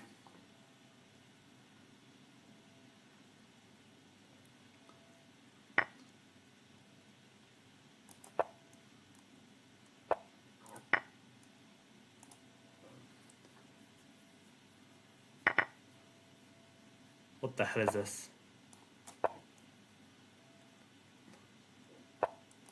They could have taken with check.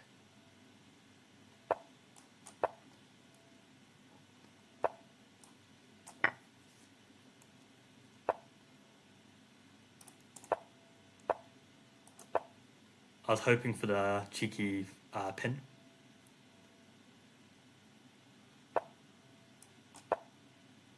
Oh yeah, let's keep the pieces on opposite color squares when possible.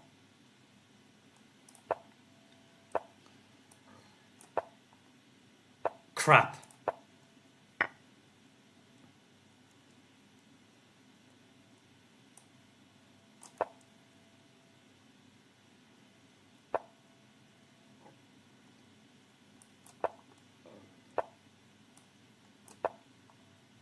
They couldn't take because I had rook a1. And no stalemates as well. That's not a stalemate.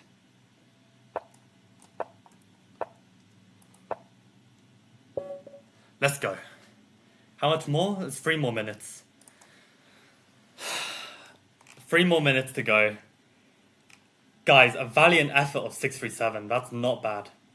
That is not bad. With Adrian Yulo leading the pack on 51 points. It's been an unbelievable effort, guys. Unbelievable effort. I'm so proud of everyone.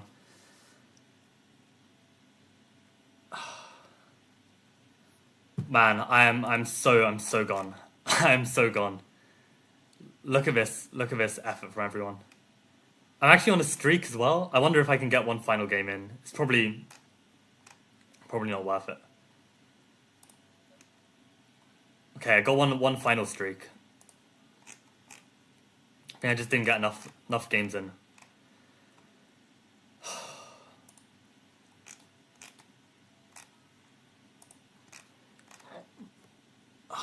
God, I'm so tired.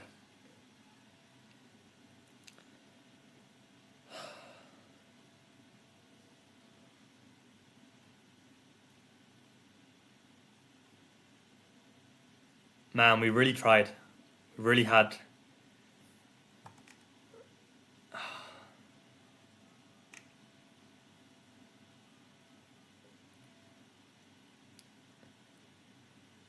I mean, it's not a bad turnout. We got 36 players in the end.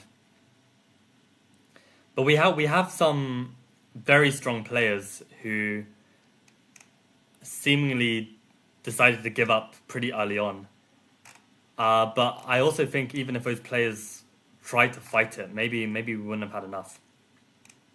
Because we can see the bottom boards of like Chess City team are like on the 40s. And literally we're getting 40s on our top 5. Right?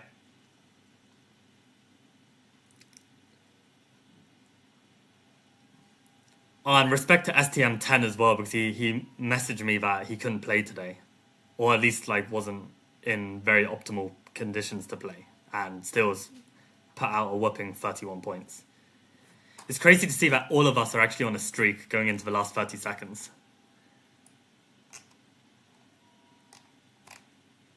Literally everyone's on a streak going into the final count. And I guess, yeah, this is the problem with my grind style of play. Like it's really not effective for these arena tournaments. But okay, ladies and gentlemen, that concludes the Chessmood Grand Prix finals. What I can say is that I'm very, very proud of everyone for playing and putting out a shift. I thought it would be closer than this. I didn't realize, how much of an impact, these stacked teams would have. I had some false hopes that maybe, if you've got such a high pool of strong players, maybe they'll end up playing each other. Maybe the Leech's ratings will pair us lower rated against other lower rated players from other teams. But the problem is, every time we get close to a streak, all it takes is one 2800 GM to just shut that down. So yeah, we got 11th by some margin, but no, honestly, shout out to absolutely everyone for playing that. I was playing in Zen mode the whole time. I had a good tournament. At least I thought so. But turns out I was actually playing a lot of low rated players. But everyone I played, I thought played super well. Yeah, it looks like actually I was just okay. I had a nice win against 2587 when they berserked. But actually no, I was actually struggling against these 2300s. But we got to remember that these players are also underrated for sure. WIM on 2000 is kind of ridiculous, and I managed to beat Lance. Isn't Lance at LM? Is Lance at LM? I don't know. Maybe Lance isn't at LM, no. There's definitely a Lance that might be. But yeah, no, congratulations teams. Well done to Adrian Yulo with the 55 points coming first. Zombie Blitz on 54 and Lord Crazy with another whooping 50 points. Despite being in the 2200s. That is an unbelievable feat. Incredible from Stephen Felix the Cat with 46 points. With Crow with 42 was leading the pack for a lot of the way. Grand Koalas coming back from mini retirement to put out a shift with 41 points. Zach beating me, but lower than Caius. It's kind of interesting, but yeah, 35 points is fantastic as well for this 3+2. Maria, really appreciate you playing 34 points. Faz also putting out a great shift. I know that I think both of our styles are much more kind of grind them out in the end game. It's it's much harder to score points this way, but 34 is fantastic. STM, you told me that you wouldn't be able to play and you put out a shift anyway. Game Over AI, I realized that you were looking forward to some prizes for, these finals, and I said, I can't offer that. And yeah, you still play. This is fantastic. Then we've got Arjun on the same points as me. Rate that hustle. Got Callum playing even though he was drunk. Fact that he came out and played that's really, really, that it means a lot. It really does mean a lot. Andre with the 24. I would expect more from Andre, but who knows what circumstances would have happened. Maybe he had to leave partway through. Hope it wasn't just, just giving up, because I don't blame these players as well if anyone was to give up, because it's just, it really was futile in some sense. From the first 10 minutes, you could just see there was such a gap. But then XJCL, good to see you put in a shift and get on the top 20, 23 points. Shanjid didn't know. Maybe Shanjid. Okay, could you be Samid? Because that's the kind of point I'd maybe expect from you, Samid. So I don't know if you're watching, but yeah, great 23 points from you there. Then we've got Frizz on 22. I'm not sure if Frizz had a tough string, because at some point, from reading chat, Frizz was really on fire. But yeah, did your best. That's all we can ask for. I appreciate it, and getting on the top 20 as well. Chess Einstein, putting in a shift as well. I don't know who you are, but thank you so much for playing, getting those 22 points. Thank you, Pepe, for playing as well. He's also in Thailand playing at these godforsaken hours, 5 a.m. Unbelievable shift from you after having such a long day of work. Really appreciate you coming out here and playing. And we got Prabhat as well. Appreciate you coming along and playing as well. And also got George, another 21 points. Appreciate you guys so much for playing on complete opposite ends of the world and just putting out points. Safsara as well, even with the terrible internet. Ty Lee, I know that's your ult, probably can expect more than 13 points. But yeah, I understand. And same with Victor. I mean, like, I assume that probably you guys were just like, you know what? It just ain't worth it. It ain't worth it to grind, given the circumstances. And appreciate, yeah, Oscar for playing, Chirozi for playing, not Olivier for playing. I know 8 points. Yeah, it's a really tough field, but I appreciate you coming along and getting some points out there, trying to take down some opponents.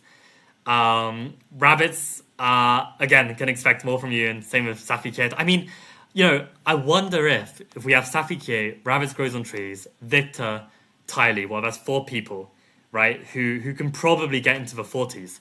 That's the issue, right? Even if we had 4 people into the 40s, that's still not enough to come 10th. And that's just the harsh reality of the situation that we were in. We got Willie Johnson missing it entirely. That's another big point scorer that could have been. And then Runner couldn't make it in the end, I guess, and Pourquoi Elliott, neither could he.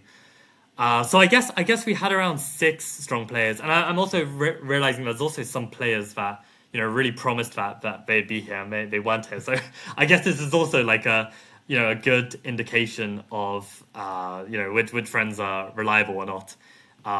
Even though of course there's no obligation to play this, but if I give you 5 reminders and you forget like what to do, right? I am very glad that Moon Club came second. That is like some small token of good we can take out of this. But yeah, in terms of what to do, I'm gonna have to have a long think. I mean, first of all, at the end of the day, I've offered everyone in the regular season $200 total in terms of winnings, and I would feel terrible about not paying up, because at the end of the day, that was the terms, right? If we get into these finals, then you've earned the right to get that money. We did make the finals. However, the finals were rigged by adding an extra team half an hour before that was stacked with GMs, and they didn't even play a single qualifying tournament, right? So it's very unfair. And yeah, I don't know what the right course of action is, what even the ethical best decision is. So I'll have a long think about this. But all I can say is that, first of all, yeah, we're not playing next season. I will think about if there's anything else we could do as a team, because it is nice that we've grown this community, and every month that we played these tournaments, it was a really nice idea. I remember actually I was pretty much in the same part of the world as I am now last year, where 2 days before the deadline to enter, I actually entered a team, and my idea wasn't actually to do the whole thing. My idea was just to play that one fixture, and because top 10 or top 5 teams won a prize, there are only 2 teams signed up. So I was like, oh, let's sign up, let's get a free prize. And after I sign up, they then release in the regulations that, because it's the first fixture and we don't have enough players, we'll extend the deadline, right? So suddenly they extend the deadline, more players come, we don't come top 5, we don't get any money, and maybe that should have been the first warning sign that, to be honest, Chessmood will just change the rules however they like to fit whatever suits them best, right? So yeah, maybe this is karma for me trying to also play the system a bit as well and be like, okay, there are only 2 teams entered, let's try and enter just to get that prize. But in the end, what happened, I mean, we basically played probably more fixtures than any other team on here, even Moon Club, I think. And as a result, we beat a lot of clubs who had much, much stronger teams who were really putting out a lot of title players. We even beat Eric Hansen's team. Not Eric Hansen, Eric Rosen. Eric Rosen put out a fantastic team, like hundreds of players, and we managed to beat them. We beat Eric Rosen's fan club in one fixture. And they didn't make the top 10, we did. And that's why it feels so unjust that, we don't even win a prize. We haven't won a single penny from all of us. So the thing is with the money, the $200 dark side. What I want to clarify is that there weren't any prizes for these finals. The prizes were for the regular season, and this was announced very very early on. That subject to qualifying. Okay, let me share my full screen here. Subject to qualifying for the final tournament on December 20th, payments to be made via PayPal. First place in the regular season gets 50, second to fifth gets 25, and the top under 2200 gets 50. And this is based on, a real workout from these top 30 players. Of course, there were many more. There's probably like 70 in total who made it onto this leaderboard. And these players deserve some recognition for putting in the shift. And I'm sure a lot of these players, not all of them, but some of them, put in this shift because, there's a prize on the line. So, I think this is something I do want to uphold. But you are right, Pepe. I promised based on a Chessmood promise. And when the if is not met, then there's no need to pay. That's a fair point. But the thing is, it's like I'm also taking away a promise from these people, because in a way it's like I've accepted the if clause for these people, and now I'm backtracking because I was not in the know. So it's a slightly grey. It's slightly grey to me. But I appreciate your point, Pepe. But one thing I do want to show, just for all of the 20 people on this stream, I want to show you something absolutely incredible, which is why studying some chess books can be useful. So I read about half of Keith Arkel's endings, and I remember this concept way early on, that when we got this structure over here, right, this structure here, with basically this 3 versus 2 on the king side, the majority where our king is actually an advantage over the majority without the king. And also the smaller the majority, the more threatening it is. And incredibly in this position, I had the feeling he was going to trade queens. He did. And we got to this position where I just felt it's going to be a draw. Right? Neither side is going to make a break. There's no way to push ourselves. It's just going to be a draw. And that's the thing. Okay, so I happen to have the engine on right now, and I'm noticing that, okay, maybe I missed some wins. But the point is, I am on the side of the fence that is more likely to win, even though it might be objectively equal. And the point is here, I did have a break. Oh, okay, I thought I played the move b4. I shuffled a bit first, and then I went for it. And that's the beautiful thing about this position. The 2v1 with the potential to make this pass pawn, I think, limits this king. Maybe, I don't even know if I understand this correctly, but the point is that even if he pushes here, and he tries to hold on to this pawn, I'm going to get the outside pawn. I'm going to create the outside pawn, win these pawns, and then I'll win. He went for this idea instead, but it's the same principle that applies. That he's got this outside pawn, and then I'm going to win. Did I make any mess ups here? No, this is all clean. Yeah, and then this is just winning. So I thought this endgame was incredible. Like I don't know if I completely understand it, because in the end, actually, my king kind of went this way instead. I wasn't able to push the majority just with my king on its own. Maybe it's more of a situation with rooks on the board. Maybe that's when this majority back here, right? The 3v2 with the king on this side of the majority. That's when it's more prevalent. Maybe I should have kept rooks on instead of the pure pawn endgame. But somehow I had the break to make this all work. And I guess if black had played a4, then I don't have the break. Just fascinating. But I don't know. Like, maybe it's a confidence thing, but I felt like I've got a way to win this. So I was like looking really hard to find a break, and then this was just magical. This was a magical moment to me. So Pepe says, to make an analogy, I think of it as a football match.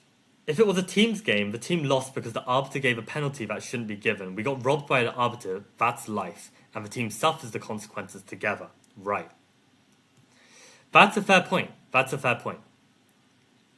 actually a nice analogy. You know what? I'll screenshot that, because it'll be something good to look back on. Um, Aaron, if you donated £200, I'm not going to say no. Then everyone gets the money. But I don't know where you're getting that £200 from. So I'm not expecting any miracles here. Is the game a metaphor for the friends we made along the way? Perhaps. It's just natural to look for breaks even in mid-game a lot of the times. It's a nice lesson though, right? Faz says no, it's because you're threatening to win the outside pass pawn, and if he has to take, then it clears the path for your king, and you instead get the outside pass pawn. Okay, yeah, I understand that it's about outside pass pawns, but is there any intrinsic fact about the kings being on the side of this majority that makes a difference, or nothing at all? Or is the fact that I've got a smaller majority something? That's also something I swear I've heard, that a smaller majority is useful. Maybe a case like this. Maybe this b4 was very important, actually. Like, how is black holding on to this? With an active king. And then we run out of moves first. Right, and then they can play d4. Okay, and then they can remove their majority. Right. Oh, but they can't take. Because then my pawn runs. It's pawn endgames, man. Too complicated. Too complicated. But yeah, missed this chance to go b4, and they also missed a chance to go a4. Yeah, really, really crazy. I can't believe this guy was 1700 though. Had to grind this out.